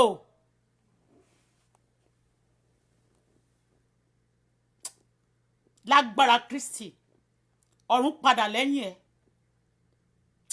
Ọlọ́run padà lẹ́yìn ẹ̀ torí ó ti ṣègbéraga sí Ọlọ́run ló ní agbára gan Ọlọ́run ò kì í fẹ́ kéèyàn sọ pé òun ní agbára torí gbogbo agbára láyé àti ọ̀run ó ti wọ́wọ́ Ọlọ́run nìkan ló wà ọjọ́ tí ẹnikẹ́ni bá ti lanu ẹ̀ pé òun ní agbára nínú ṣáàtì tó ṣe lónìí ó sọ pé òun ní agbára gan ọ̀run máa sọ fún ẹ pé òun ní agbára Ọlọ́run máa fi jẹ́wọ́ orúkọ ẹ pé ọ̀lẹ ni ẹ́ pé òun gangan ní alágbára ọ̀run máa fi agbára tó ju agbára á fi ba agbára ẹ̀ jẹ́ ó lágbára Ọlọ́run á gbàgbára náà lọ́wọ́ ẹ̀ tọ́jọ́ tí èèyàn bá ti jáde tó sọ fún lójú gbogbo aráyé pé òun ní agbára ọjọ́ ìlú Ọlọ́run gbàgbára lọ́wọ́ ẹ̀ agbára ó pin lọ́wọ́ ẹ̀ ọ̀run gbàgbára lọ́wọ́ ó ti fi gbéraga sọ ipò ẹnu nítòótọ́ ló jẹ́ empire lórí Facebook wọn ń fẹnu ṣe wọn ìwọ kọ́ ló máa júwe ara ẹ̀ pé wọn ò lè máa ṣe máa júwe pé wọ́n ní empire orí Facebook àmì tó ń jẹ́ empire orí Facebook Ọlọ́run ló dá ayé àti ọ̀run ṣó ti yé yín ẹni tó dá Facebook sílẹ̀ òun kò jáde kó lóun empire orí Facebook ìwà máa jáde wàá máa lalẹ̀ o ò fẹ́ kẹ́nìbọ̀dì ṣe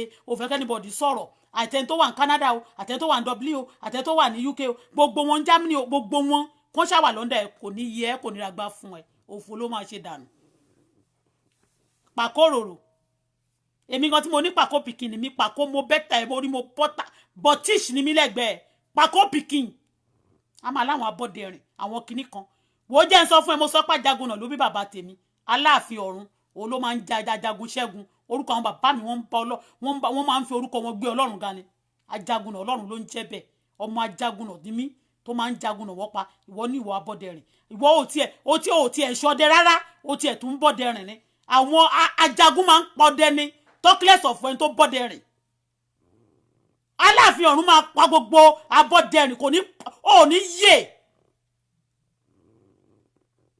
ó ń pa gbogbo orúkọ Nàìjíríà jẹ́ lórí social media in the world gbogbo àwọn tó ń ṣèkà tó ń ṣe yádáradá lórí Facebook gbogbo àwọn tó mọ tó kàn máa jáde wá kàn máa ní Nàìjíríà náà wá ní kàn máa ṣe bí wọ́n blog ọmọ mi ọmọ 14 years ó ní manners ó wá ní a máa gbógun àwọn olófẹ́ báyìí gbógun tí wọ́n ó lẹ́nu mẹ́ ó wá lóò ní voice ṣó gbogbo àwọn tó tẹ̀lé yẹn èyí tó wà ń bí kí lorúkọ èyí tó wà ní Canada she's a terrorist ó lóun tàṣọ Canada hate terrorists Tókunbọ̀ you pretend to Dublin that you are a mad person they gave you that passport and you use that passport to do evil all over the world you been fighting you be bullying in London you do many things to people they call you K1 call you to Nigeria of recent gave you money begged you even celebrate you just for you to come down forget about the trouble you be giving to Nigeria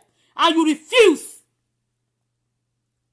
now because Nigeria don't welcome that again they don't welcome you they beg you already you now change your route you change your route to Turkey you change your route to Turkey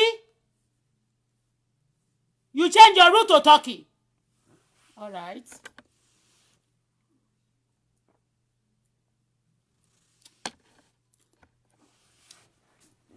a máa jẹdé tó bá ń jẹdé bá máa ní kó wá jẹ kíní kan lórí kíní ṣé o fẹ́ kí n kó edé jáde fún ẹ̀mí tí mo ṣì ń bẹ Ọlọ́run mo ṣì ń bẹ Ọlọ́run ni I'm still praying for God to give me to revive me ó fẹ́ kánibọ̀dì dìde a máa ní kó lọ tàn mí jẹ ẹ lọ máa pé kẹlẹ́ fẹ́ ṣe visa kọ́ máa wádìí mi ó máa ṣòfò sọnù ni kò ní yẹ if you don't draw that woman case with the battle have been drawn the United Nations the battle have been drawn with you also United Nations èmi máa ṣe tèmi gbogbo nǹkan tó ń ṣe yẹn ṣé ọmọ pé láwọn ọmọ ń bí mo sọ fún ẹ Tókunbọ̀ Abọ́dẹrìn tán bá bí ẹrẹ máa bọ̀ ní Canada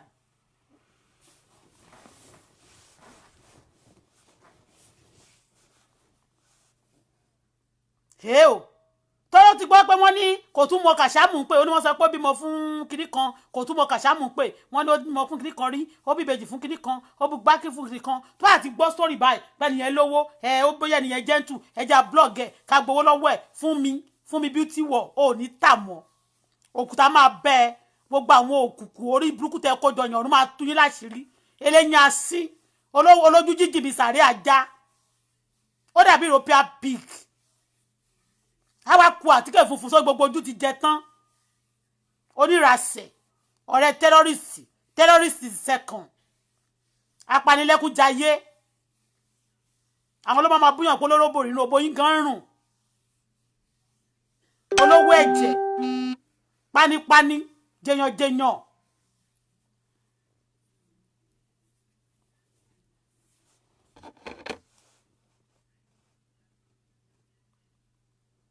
a ní kó máa pè mí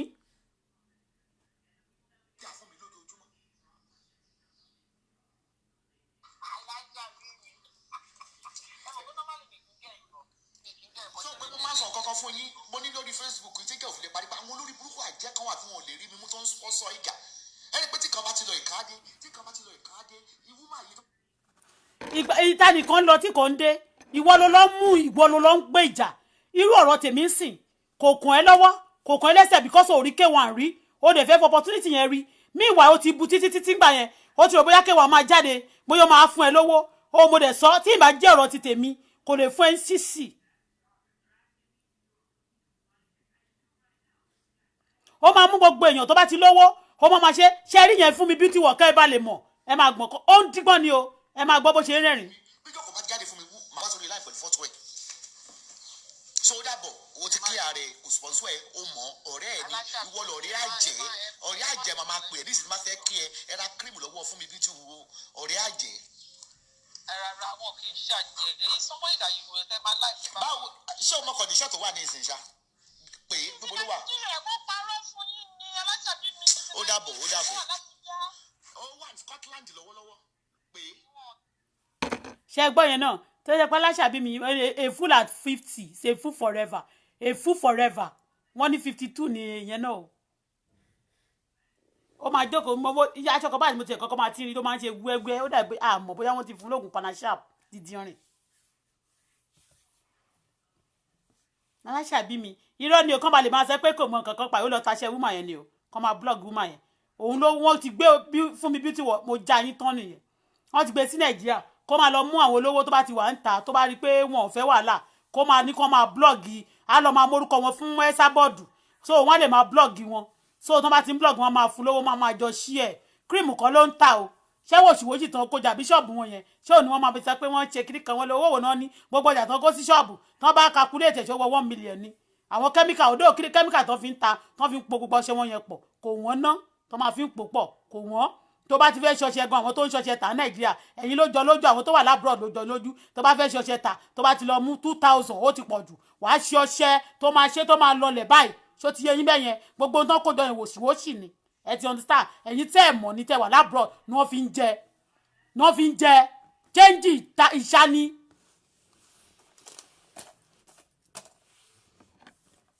wọ́n bá yé àwọn èèyàn jẹ́ má sọ pé bóyá wọ́n mẹ́nu bá business bò kan bóyá báwọn kan ṣe wà wọn ò fẹ́ kẹ́nìbọ̀dì wọn ò fẹ́ kẹ́nìbọ̀dì àní wọ́n máa many people náà máa pè wọ́n lè ní kó pè mí lóru ẹ́sà bọ́ọ̀dù yìí ni ó lè ní kó máa pè mí lóru kó máa jẹ́ kéèyàn sinmi olórí burúkú old cargo. a máa rò pé òun fine a máa ní kó wo bọ́n ṣe rí fàkìyà ṣé ó rí gbogbo àwọn tí mi ti ẹ̀yìn kọ́ ni mo ti ẹ̀fẹ́ sọ mi I don't want to bring that idea to the any rubbish kini àkọ́ máa ma sọ pé bóyá ọ̀rọ̀ orogún náà sọ tó lè dé ń sìn kí wọ́n ní orogún òfin nìkan àìdí ò lè fẹ́ àwọn kiri kan àwọn olórí burúkú kan wọ́n sọ fún àwọn èyí fún mi bí tí wọ́n mọ̀ pé ó ti dá ìdí rí kí ló kàn mí pẹ̀lú yẹn anybody tó lè fi ohun tó lè lọ ohun tó bò bá yan onímọ̀ anybody òun ní ẹgbẹ́ ti máa ń sọ pé àdògán ló bóyin anybody ló lè kigi sí that's your own cup of tea. olólo taṣẹ́ wúmà yẹn náà wọ́n máa fẹ́ fi wúmà yẹn pa ṣáyó wọ́n máa fẹ́ fi wúmà yẹn pa ní kó máa ṣe lọ òun náà tún pè wọlé kó ṣe bí ipò ṣe kiri kan wọ́n fẹ́ gbowó lọ́wọ́ wúmà yẹn ni. wúmà yẹn nítòótọ́ wúmà yẹn lè ti jẹ́ pé ẹni tó ti máa ń fún yàn lówó kan ti gbọ́ pé ó ń fún àwọn èèyàn kan lówó kò tí ì fóun ó lè ṣe bó ló lówó àwa gan tá àti ẹ̀ lówó tá a tó tá ń bẹ lọ́nà báyìí tọ́lọ́ máa ṣòwò fún mi mo máa lówó Ọlọ́run máa ṣòwò fún mi very soon ṣe bí wèrè a máa ní kinní kan ẹ̀yin kan ní kan lé sí go and work àwọn ọmọ ìbọn náà ti ṣe àwọn ọmọ kan ṣe tíṣà ò ṣe gbé kinní sójú wọn kán rí wọn ó ń ba yé àwọn ọmọ ọlọ́mọ jẹ́ òde ń dé àwọn ọmọ tiẹ̀ má bẹ́ ó ń dé àwọn ọmọ tiẹ̀ wá bẹ́ wàá dẹ̀ máa mú èpè kó máa mú èpè fọ́mọ ọlọ́mọ níjọ́ yẹn tí n bá tiẹ̀ ṣẹ́ mi ìdẹ̀ ṣẹ́ mọ̀rọ́fà mi ò ṣẹ́ jẹ́jẹ́ ni mo jókòó sórí pé fẹ́ mú àìdé kò ní dáa fún gbogbo connection tó ní láyé ọ̀run disconnect ẹ ọ̀run connect ẹ má bùkù ọ̀run connect ẹ mọ́ ẹ̀sìn ọ̀run connect ẹ mọ́ ìyà ọ̀run connect ẹ mọ́ àìsàn ọ̀run connect ẹ mọ́ òkùnkùn gbogbo connection tó ní gbogbo tó fẹ̀yìntì láyé ọ̀run gbà lára ẹ a ní kò sẹ́ni tó wò lè bù kò sẹ́ni tó wò lè ṣe kírí kan fún kò máa bú anybody ní kó ba lè lówó. I came to the social media mi ò sọ pé àwọn tí ó ṣe nǹkan fún mi sọ pé bóyá wọn ò ṣe mí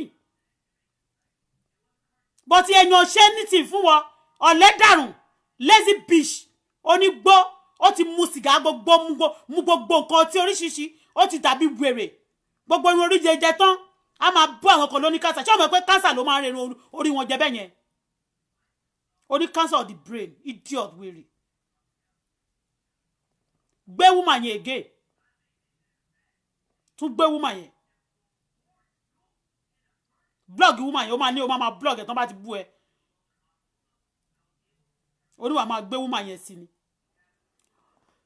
ó ò fẹ́ kí jókòó tadé yẹn ò fẹ́ kó rí lẹ́gbẹ́ báwo ló ṣe ń hùwà bẹ́ẹ̀ yẹn ó ti wá mọ̀ ó ti sọ pé àwọn kan wọn ò níṣẹ́ lọ́wọ́ wọ́n ń grow ìgbà tó bá yá ìwọ ló ń pariwo olówó ọdún kan tó ń pariwo òun ra lẹ́sí tọ́kì láàrin oṣù kan òun mọ̀ pé ọlọ́run lè ṣe báyìí ọlọ́run lè ṣe báyìí ọlọ́run lè ṣe báyìí ọlọ́run lè ṣe báyìí thank God àwọn tọ́lọ́run ṣe fún ju ẹ lọ wọ́n dákẹ́ jẹ́jẹ́ wọ́n yin ọlọ́run ni ìwọ wá dúró síbẹ̀ yẹn ewé là ń tà àtìlẹ́ o kílẹ̀ yìí ń tà ìgbádà là ń tà ìgbà tẹ́mi tún sọ pé bóyá wá ṣe báyìí lọ́dọ̀ mi o a ní kán pè mí kán máa pè mí ṣeré wá ní gbogbo àwọn èèyàn tó wà lórí Facebook òun ló ní wọ́n ta ló ní tó lè dé nàìjíríà àwọn títí wáyé sí àìndé èmi mo connect ẹ respect ọ̀gá ẹ gbà fọ́gà ẹ èmi mo connect ẹ bí òjò ọ̀rọ̀ mi bó ló ti fẹ́ bá wà sí ìpàdé èmi mo connect ẹ mẹ́.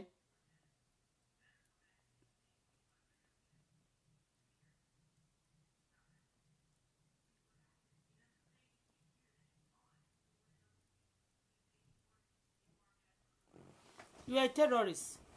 Ẹjọ́ tiẹ̀ ká ṣáà máa report ẹ̀ fún United Nations tó bá tún ṣe kó dárúkọ mi lọ́la o tó máa ní àwọn wo náà fẹ́ sọ àwọn alákìísà àkísà ló ń wọ̀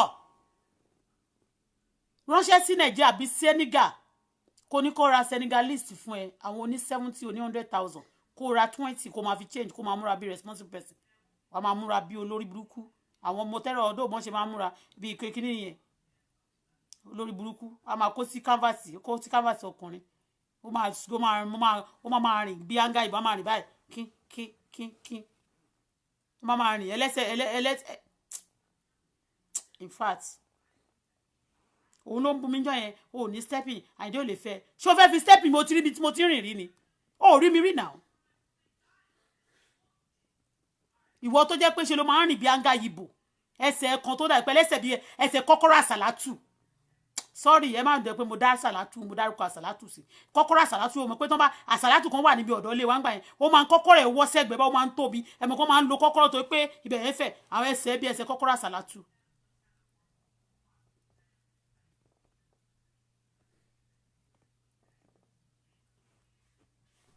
pariwo òun ló wó ìwọ kan báyìí ni wọ́n ṣe olówó òkín pariwo owó ẹ̀ ó sì mọyé ẹ̀ lọ alákìjà wọn ò mọyé owó wọn àti madam tó ń sọ yẹn náà wọn ò mọyé owó wọn àwọn tó ń dárúkọ yẹn wọn ò ń ṣẹgbẹ́ ẹ̀ kí ló fi dé máa wọ́ àwọn kìíní tí àyíndé ò bá tọrọ yẹ̀sán ló lọ́mí kí ló rò pé adìrẹ́gẹ́ mo sọ fún yín kan tí mo wá ṣe lórí Facebook yìí àti gbogbo àwọn tí mo dárúkọ ọ̀rọ̀ business gbogbo tó ń ṣe àṣẹ ẹ̀wọ̀ gan ló tiẹ̀ wà nídìí ọ̀rọ̀ àṣẹ ẹ̀wọ̀ ló wà níbẹ̀ ó ṣà ń wá bó ṣe máa connect bó ṣe máa gòkè ó fẹ́ kán wára lé lọ́wọ́ òun ilé fake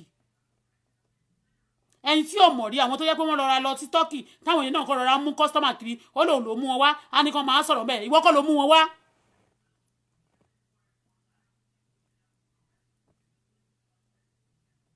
ó rí pé àwọn yẹn gan tó ń mú ẹ lọ sí restaurant wọ́n mọ̀ ẹ́ wọ́n kàn fẹ́ ta lé wọn ni ó gbọ́ tó sọ pé kíní kan lọ́ọ̀fù ni kíní kan ó ṣà ń wá lọ́ọ̀fù tó bá fẹ́ lọ́ọ̀fù èèyàn tó bá fẹ́ lọ́ọ̀fù wá kọ́kọ́ lọ́ọ̀fù ara ẹ̀ wàá tún lọ́ọ̀fù àwọn èèyàn you don't love anybody. Who is going to love people like you? Tí ẹnìkan bá ṣe nǹkan èmi ń sì ló tiẹ̀ fẹ́ máa copy jẹ́ kí n sọ tó tọ́ fún ẹ mo mọ̀ pé o ti ń copy mi láti ọjọ́ tí mo ti dé. a máa ní ìkíní kan tó bá láti ò láṣọ wọn láṣọ ò pé méjì èmi ó mo lọ bèrè gbogbo àwọn design àwọn tó ń taṣọ tó wọ́n Nàìjíríà kì í ṣe àná o ilé mi sì wà ń bẹ̀ àwọn ọ̀dà tí tọ́lọ́run dẹ̀ máa tún ṣe fún mi. bí mi ò tiẹ̀ tí nílé gan tí ò tiẹ̀ tí nílé mi ò lè tó torí ẹ̀ sọ pé bóyá mo fẹ́ jí sọ̀rọ̀ ìwọ kì í ṣe irú ọlá tiẹ̀ mo fẹ́ fi tọrọ láyé mi. ó ra nǹkan gidi tó bá fẹ́ ra chain kò dá góòlù mọ̀ kò dá kinní kan mọ̀ wọ́n máa ta pẹ́ńkẹ́lẹ́ mẹ́sì àwọn kan tó máa fi ń wọ́nwọ́ ó máa ṣe fún wọ́n máa ní kinní kan 18 karat gold ó dá góòlù mọ̀. tó bá ti dé sí kó lọ Dubai kó lọ síbi tí wọ́n ti ń ta gold kó ra oní 3,000 pounds kó gbé síta kó lọ ra àwọn Senegal kó lọ ra àwọn palm àwọn bàtà Italian gidi kó ra àwọn bàtà Italian àwọn bàtà tó le tán fawọ́ ṣe kó lọ sí kó lọ sí Spain kó ra àwọn bàtà ìtẹ̀lẹ̀ slippers obìnrin máa ń wọ̀ kó wọ̀ kó ṣe madam. kó yẹ kó aago ọkùnrin sọ́wọ́ àwọn aago tí wọ́n tó obtain lára àwọn ọmọ ewé àbáwọn ọmọ tó bẹ́ẹ̀ sùn bọ́ì kan bíbà yìí lómi ò kàn ń gbé ọ̀rọ̀ èèyàn ni bọ́ì kan tó wà ní Canada bíbà yìí ó wà lórí ó ń wò mí ṣe ń sọ̀rọ̀ ó wà ní Canada ó lòun ṣiṣẹ́ ló ń bẹ́ẹ̀ sùn nígbà tó wá sí Canada bíbà. ara máa kan ẹ́ kiri wà lọ ọkọ ẹ ó wà mẹ́yẹn ìwà ẹ náà tọkùnrin bá ń wù ẹ́ mi ò mọ gbèrè orí ẹ ṣé àwọn tó lọ bá mẹ́yẹn wọn ò fẹ́ bá ẹ sùn ni wọ́n kàn fẹ́ bá ẹ ṣòwò wọn ò ta sí ẹ wọ́n máa rọ̀ mọ́ wọn òun wà láàrin kinní kan wọ́n rò pé èèyàn gidi ni ẹ̀ ń sìn ó ti kó bá wọn ó mà ti kó bá wọn o ṣé ló kó bá wọn.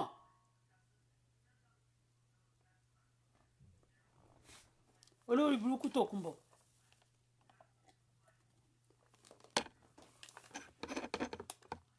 mo tẹ́ pé tó bá ti jáde fún tó bá ti ń gbé gbogbo àwọn olówó nàìjíríà fún mi beauty world ẹ̀yin èèyàn ẹ ṣọ́ra fún mi beauty world yẹn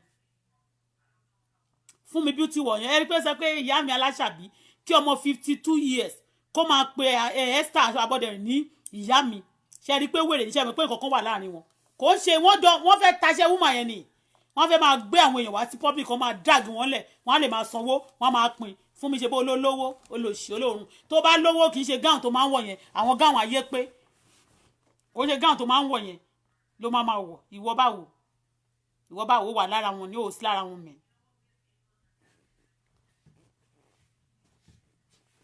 a máa ní Àyìndé wọ́n fẹ́ ṣe kiri kan táyìndé bá dákú sílẹ̀ gan ọlọ́run ò ní jó kú báyìí kò dẹ̀ ní ṣàìsàn tó bá dákú sílẹ̀ kò lè fọwọ́ kàn ẹ́ Esther òórùn.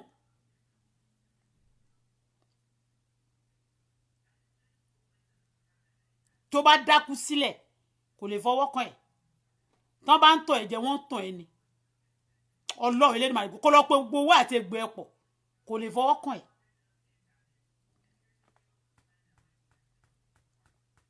ìwọ tó rí face to face tó dìde báyìí tó sọ pé iye ìyàwó mi Fathia ẹ̀dùfẹ́ mi mo ti ìgbà tí mo ti hùkù báyìí tó relax báyìí tó fẹ̀yìntì táyé ẹ̀ fọ́ tó fi ẹ́ pa face to face Àyìndé máa rẹ́ lòmíì face to face báyìí kò ní sọ̀rọ̀ Fathia for that moment tó bá fẹ́ jẹṣẹ́.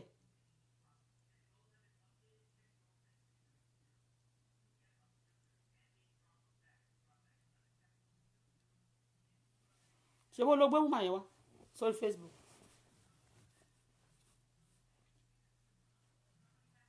tó bá ti bí o ní àwọn tó ń terrorize lórí Facebook ìwọ ni terrorist ó lè gbé tó bá sọ ẹ̀ máa gbé gbogbo terrorist kiri tí mo ṣe fún ẹ̀ máa gbé wálẹ̀ mi ì lè gbé kankan wálẹ̀ èyí tí mo gbé tìjọ́ sí gan mo gbé pamọ́ ni àwọn tí mo gbé kúrò tí mo ṣe fún ẹ mo gbé pamọ́ ni mi ì gbé wálẹ̀.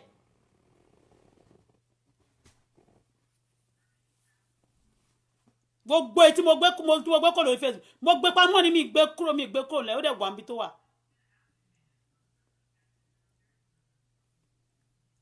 ẹ̀yin èèyàn ẹ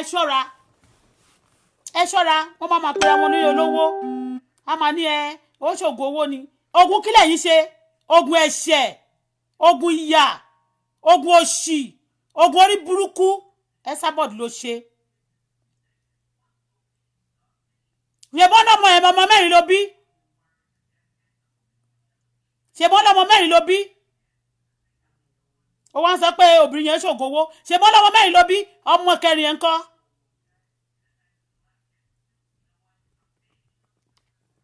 ìkẹrin ọmọ ẹ̀ ńkọ́ ó ṣe lọ Nàìjíríà ńgbà tó dé Nàìjíríà tó ń tún sọ òun plane dé Nàìjíríà ó ṣe lọ wò ó níbi tán ló wà wicked mother. bí ọmọ mi bí mo ṣe sọ pé ó stop mọ́tò tí mo lọ ṣe oríṣiríṣi mo ra mọ́tò fún mo tún ṣe wedding fún mo tún ra mọ́tò fún mi ìmọ̀ àgbà mọ́tò lọ́wọ́ ẹ̀ bí mo ṣe wà mo ó wà lórí fóònù mi bí wà gbogbo picture mi nǹkan fẹ́ dá sórí kinní ni mo ń wo welfare mo ẹ̀rí kábàlẹ̀ mọ́ pé mo ń pèrè gbogbo bí nǹkan ṣe lọ and it's okay. ìwọ ọmọ odidi ọmọ kúrò lọ́wọ́ ẹ̀ odidi ọmọ mà ní o máa ṣe tán wàá máa pèèyàn ní wèrè wàá máa pèèyàn ní ológun owó kí ló ṣe ológun ẹ̀jẹ̀ ológun ìkà ara lòun mọ̀ pé òun lè lówó mọ̀ òun mọ̀ pé òun lè ṣe kíní kan mọ̀ odidi ọmọ ló lọ́ọ́ lò náà odidi ọmọ ìwọ tó bá ti pọmọ ẹ jẹ kí ló dé tó ní pọmọ lọ́mọ ìwọ tó ń tẹ lọ́rẹ̀ tó kí lọ́mọ ẹ tó dájú tó pọmọ ẹ tẹ́mì anybody ò jẹ́ lójúmọ́ ọ̀dájú ìkà burúkú wicked soul wicked people like you go to hell. ẹ ṣọ́ra fún mi beauty world fún mi beauty world ẹ ṣọ́ra fún ó máa ń ta iṣẹ́ àwọn èèyàn agbe fẹ́ sábọ̀dù pé kán fojú wọn gbolẹ̀ wọn owó tán bá gbà lọ́wọ́ wọn á máa jọ pín ẹ ṣọ́ra fún mi beauty world ń bo dirty world but orúkọ tó náà ń pè nìyẹn fún mi beauty world jẹ́ àwọn ibi tí mo store orúkọ ẹ̀ sí àbí tí mo store picture ẹ̀ sí.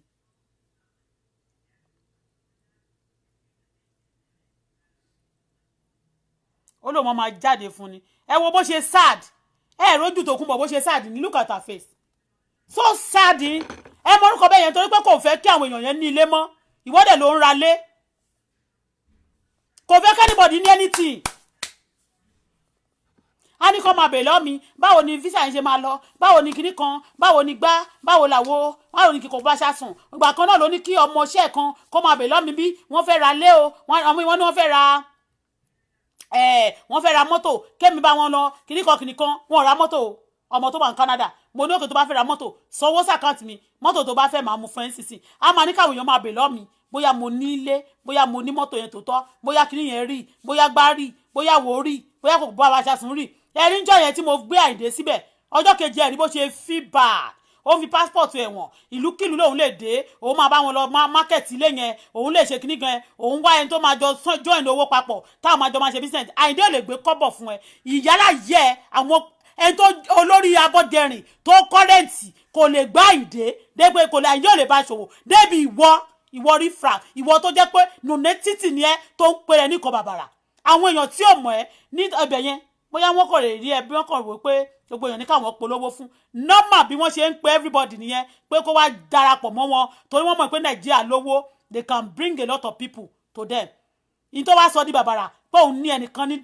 Turkey ìgbádá wọn ti fowó ṣọ̀gá wọ́n ti fi kò bá ṣáàṣì ṣọ̀gá wọ́n ẹyọ wo bẹ́ẹ̀ mi gan ṣe wà yìí torí pé mo kàn ń cool down ni I don't want to brand for many people ló ń pè mí kí wọ́n bá wọn ṣe báyìí but kì í ṣe about doing that èmi gangan I want to be myself èmi gangan fẹ́ ṣe tèmi fúnra mi ò fẹ́ bẹ́ lẹ́jà yán òun tó ń bẹ́ lẹ́jà yán sí tó fẹ́ sọ̀rọ̀ ẹ̀dẹ́ lẹ́jà ó ń bẹ́ lẹ́jà yán ni mẹ́ òun ló ń ra léyìí òun ti ra kan agidi sí ti lé irọ́ ló pa ìjọ sí òun fẹ́ lọ ra méje òun fẹ́ bẹ̀rẹ̀ ṣe bread and breakfast òun fẹ́ ṣe kinní kan gbà tó débẹ̀ ó ní wọ́n ní owó yẹn kó má wéṣì ẹ̀ kó kú fi sanwó ìkan tán ìgbádá kò bá bá ṣàsùn irọ́ ló pa ẹni tó ra lé tó máa ní ètò ní furniture yẹn lòun fẹ́ gbé kò lè ra furniture ó ní mo ṣe post ẹ̀ lánàá pé if you buy house you should be able to buy furniture tó bá lówó furniture tí mo fẹ́ sínú tí mo post sórí Facebook mi ẹni tó mọ ẹ lọ wọnú fídíò tí mo play yẹn inú ilé mi ni irú furniture tí mo kó sínú ilé mi nìyẹn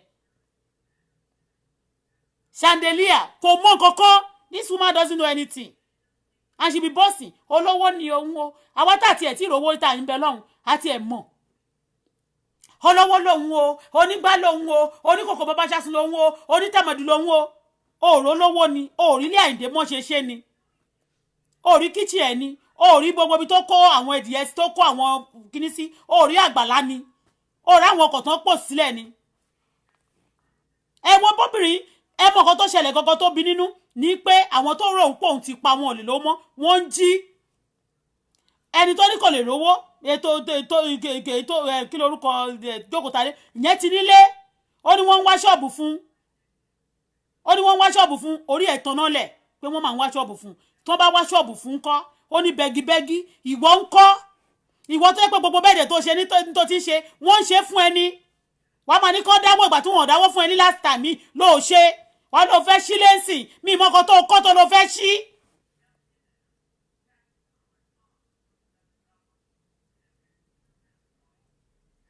ó ra lé bọ́ǹdì ó tí sanwó tó ń purọ́ 70 jọ sí ó kọ́kọ́ sòótọ́ 20 lòún san ó san kìíní kan iye tó bá tiẹ̀ wẹ́ kó san that's your headache ó pọ́ ọmọ Tòkunbọ̀ ó pọ́ ọmọ 100 ọdún ó ti fẹ́ pọ́ ọmọ 100 ọdún Tòkunbọ̀ ó mọ̀ pọ́ ọmọ 100 ọdún ìgbà ni ó ṣẹ̀ṣẹ̀ ara kẹ̀kẹ́ ó ṣẹ̀ lọ ra ilé àlòkù ó ṣẹ̀ lọ ra ilé tí ń ṣe pé ìwọ gan kọ́ ló kọ́ ilé bọ́ǹdì Tòkunbọ̀ ìgbà tó fẹ́ pọ́ ọmọ 100 ọdún ó lọ sílùú Turkey ó lọ ra ilé tó tí ilé bọ́ǹdì oníkọ́ba ẹgbẹ́ flag síwájú ẹ bọ́ǹdì ẹ lélẹ́yìí kíníkan lélẹ́yìí ìgbàlọ́ lẹ́yìí kíníkan lélẹ́yìí scammer terrorist ìwọ nìkan ni killer ìwọ nìkan ni terrorist ìwọ nìkan ló lè ìwọ nìkan kí ló dé ẹni tó bá ti bímọ sílẹ̀ kò ń ṣèkà ó bímọ sílẹ̀ òun dóró ìwọ máa jẹ orú ẹ̀ ìwọ ló máa jẹ nǹkan fúnra rẹ̀ you will eat it by yourself. You will eat your evil by yourself. Enough is enough for of terrorism. Enough is enough of killing. Say no to Tokunbo terrorists. Tokunbo is a terrorist. Kó tún wá bú mi o, ẹlẹ́nu kìtìpà, ó rí bó ṣe ṣàyà gidigba, bó ṣe gbá, bó ṣe ṣàwo, ṣó ti yé. Gbogbo ohun tó ní ló máa fi ń búyàn lára èèyàn. Kò sárúgbó ń Ghana. A bá ṣe kíní nǹkan tán náà, a ṣe báyìí.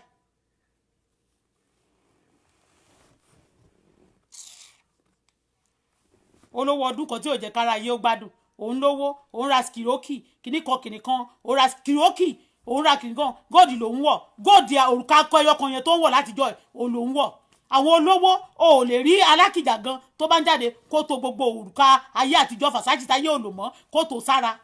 Lọ fi gba lọ ta nǹkan tó wọ̀ yẹn kó lọ fi ra tó ń ṣe ẹ́. Gbogbo nǹkan tó ń wọ̀ lọ́rùn jọ yẹn gbogbo ẹbu tó kó sọ́rùn tí ò tiẹ̀ tún ṣe kì í tún ṣe costume irin. Ẹ mọ̀ panda, ẹ mọ̀ pé costume tún ní category. Èyí tó gbé sọ́rùn lọ pati tó ṣe ara bí wèrè. Oníjọ́ yẹn ó ní gold ní gbogbo nǹkan tó ń wọ̀ ìbá. Ta ló béèrè ẹjọ́ lọ́wọ́ ẹ̀? Kò sẹ́ni tó béèrè, ta ló ń oppress, ta ló ń sọ fún?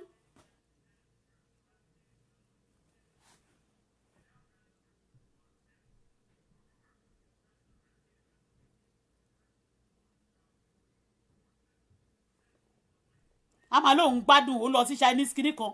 Ta ló anybody anything tó anybody ń jẹ nínú ilé ẹ̀. Táwọn èèyàn wá ẹ̀mí tó bá wà òkè kò kí ń pariwo bó ṣe ń pariwo yẹn. Ó lọ fẹ́ gbé woman yẹn wá, èmi ò lọ́rọ̀ púpọ̀ bá ẹ̀ sọ. Wọ́n nìyẹn. Tó bá ti bí ẹrẹ kó máa gbé woman yẹn, máa gbé. A máa report ẹ, mo ti report ẹ, a dẹ̀ tún máa report ẹ legally. Ó ti wà in trouble. Ìwọ gangan ni terrorist, original terrorist that kill people. Ó ti ṣe, ó jà ní London. You fight in London in public, you dancing like this. A ti ṣe yẹn sẹ́yìn, a lè repeat ẹ̀, ó tún ti mélèé obìnrin yẹn. Fún mi ṣá, fún mi beauty world. Mò ń wá orúkọ ẹ dáadáa, màá wá orúkọ ẹ ń sìn, màá bá ẹ ṣe dáadáa. You a terrorist, ó ń taṣẹ́ àwọn èèyàn, ó ń bá yé àwọn èèyàn jẹ́. Olórí burúkú ni ẹ́, olórí burúkú. Ó lóun ta yamaraki àbí kí ló máa ń tà, olórí burúkú. Wọ́n ti gbógun àwọn systematically, wọ́n tún gbógun wá sórí Facebook. Òun náà ti wá ń sọ̀rọ̀, ó ti ń ṣẹnu bí kíní lórí social media, òun náà ti ń ṣẹnu yọ̀bọ̀yọ̀bọ̀. Ilé yín asín, ojú jíjì bí sàrí ajá, oníranù. Ó ń pe Esther ní ìyá mi aláṣàbí. Àwọn èkó yé àwọn èèyàn ní pé ìwọ ló taṣẹ́, wọ́n ń taṣẹ́ ni. Ẹ̀yin èèyàn tẹ́ bá yà ti fẹ́ ṣoore ẹ máa wojú ẹ lájú. Ṣé ti rí fún mi beauty wọ̀nyẹn sìn, obìnrin yẹn ń ṣoore fún. Àmọ́ àwọn náà lówó ti lọ taṣẹ́ ẹ̀fẹ́ sábọ̀dá ní kó blog ẹ̀, obìnrin yẹn ò fẹ́ wàhálà. So obìnrin yẹn á lè wá sanwó, wọn jọjọ pín owó. Fún mi beauty wọ̀ wá jèrè iṣẹ́ ẹ̀, wàá bẹ̀rù ẹ̀ níbodè, o lè ò ní gbé. Fún mi beauty wọ̀, oníwọ̀ beauty word, dirty word, black word, ugly word, eyín ṣàgànà word, ojú jíjì word, cancer word, aláìsàn word, babaláwo word, olóṣì word, scammer word, terrorist word.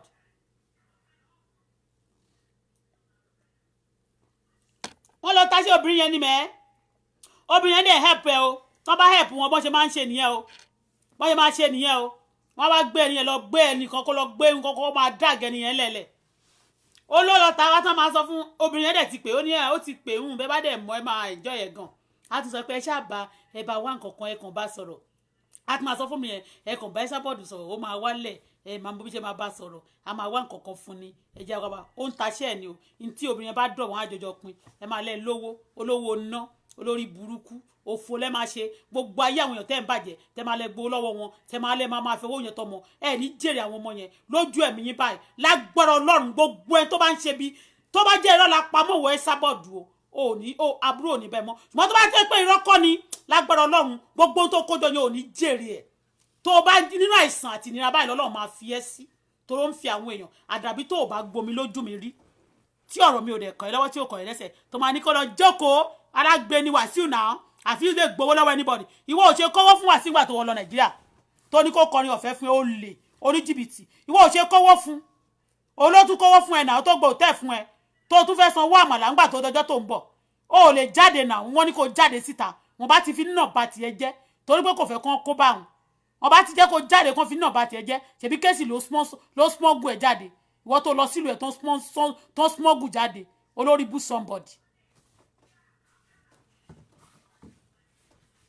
olòṣì olè fún mi beauty world olè fún mi beauty world olè ẹ̀yin èèyàn ẹ ṣọ́ra lọ́dọ̀ fún mi beauty world ẹ má ra ọjà mọ́ olè tó bá ti pẹ́ rajà lọ́dọ̀ ṣe pé mo ti sọ tẹ́ bá ti rajà lọ́dọ̀ ẹ̀ báyìí ó máa gbéṣẹ́ yín lọ fún àwọn ẹ́sà bọ́ọ̀dù á ní kó máa blog ẹ̀ ó dẹ̀ tún láwọn bad boys náà tó máa ní kó lọ wúlé wọn lọ́nà ẹ ṣọ́ra fún mi beauty world máa láwọn lówó kírímù mélòó ló ń tà àwọn kẹ́míkà òṣì náà po kẹ́míkà pọ̀ náà po codeine wọ́n po gbogbo kí lórúkọ ẹ̀ náà bleach ipod àti gbogbo àwọn icd ni wọ́n pò wọ́n kírímù wọ́n máa tà fún wọn bó ṣe fi yẹn náà gbó kò tí ì tó wọn wọ́n máa tún náà kó sídìí wọ́n máa ní kí wọ́n ṣe kírí kan gbogbo ẹ̀ṣá wọ́n ní ẹ̀ra tí kan tẹ bá rà báyìí máa ṣe kírí kan gbogbo kírí kan máa ṣe ni wọ́n máa ó lè ṣé dandan náà fi ṣe gbajúmọ̀ ni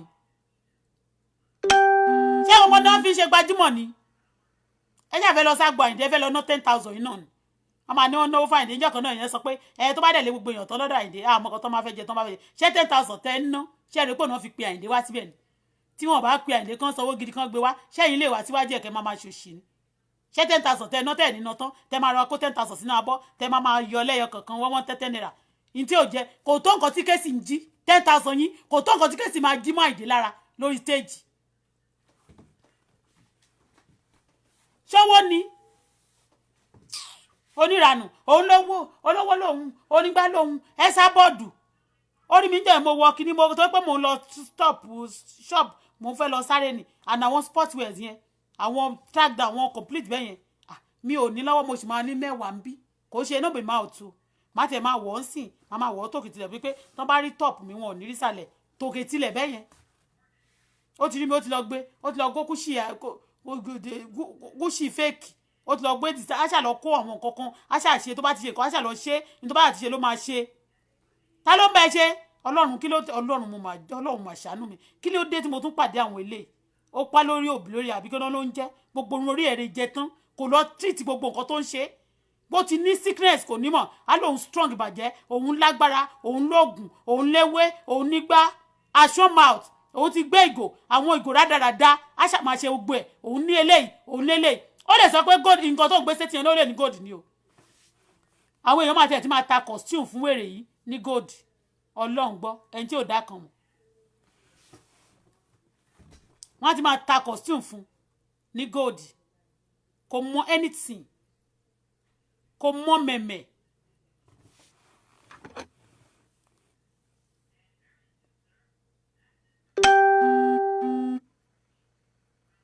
a máa ní kí gbogbo máa pè a ní gbogbo máa pè mí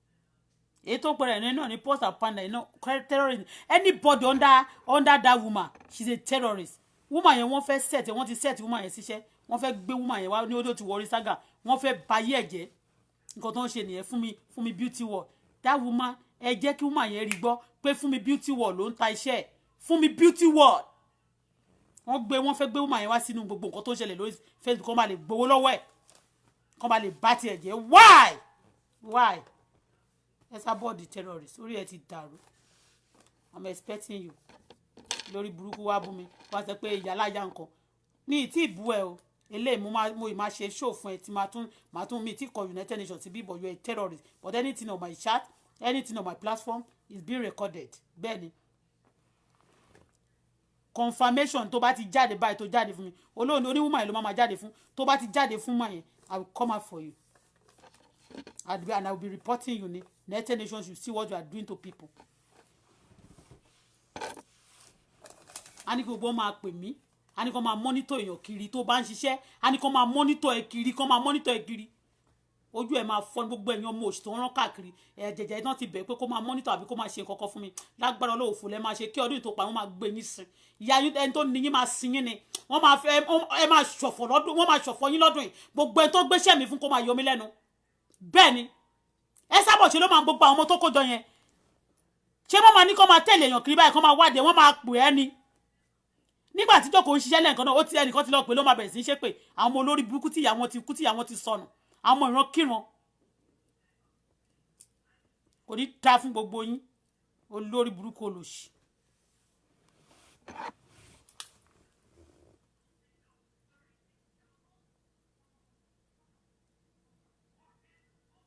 bí mo ṣe jókòó síbẹ̀ wọ́n máa ní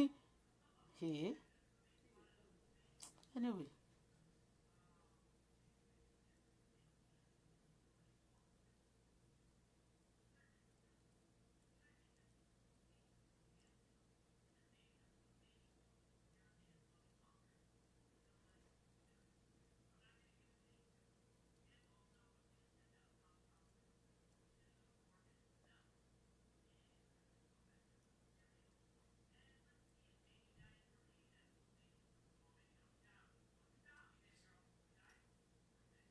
máa ní kó máa taṣẹ́ ó gbé àwọn yẹn sí Nàìjíríà for now I'll be going for now lórí burúkú Tòkunbọ̀ terrorist ló ń lọ ra lé ń lọ ṣe ohun tó bá wù ẹ́ kó rà.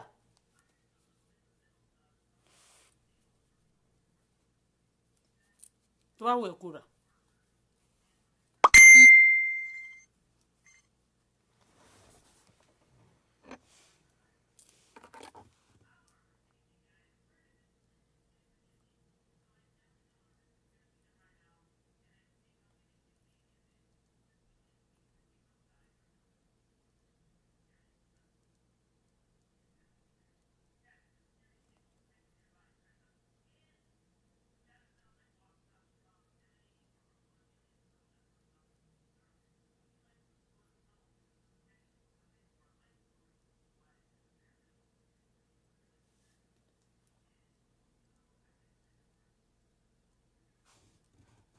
Thank you for now. A máa fèyí ṣe lọ. Àwọn ọmọ Nàìjíríà dẹ̀ fi kíní yẹn rẹ́rìn. Wọ́n máa dẹ̀ ń ṣe gbogbo oríṣiríṣi rubbish. Ṣebí ẹ̀ ní òfin. Ẹ máa rí pé Tòkunbọ̀ gan máa kó bá àwọn èèyàn. Bẹ́ẹ̀ ni mo sọ.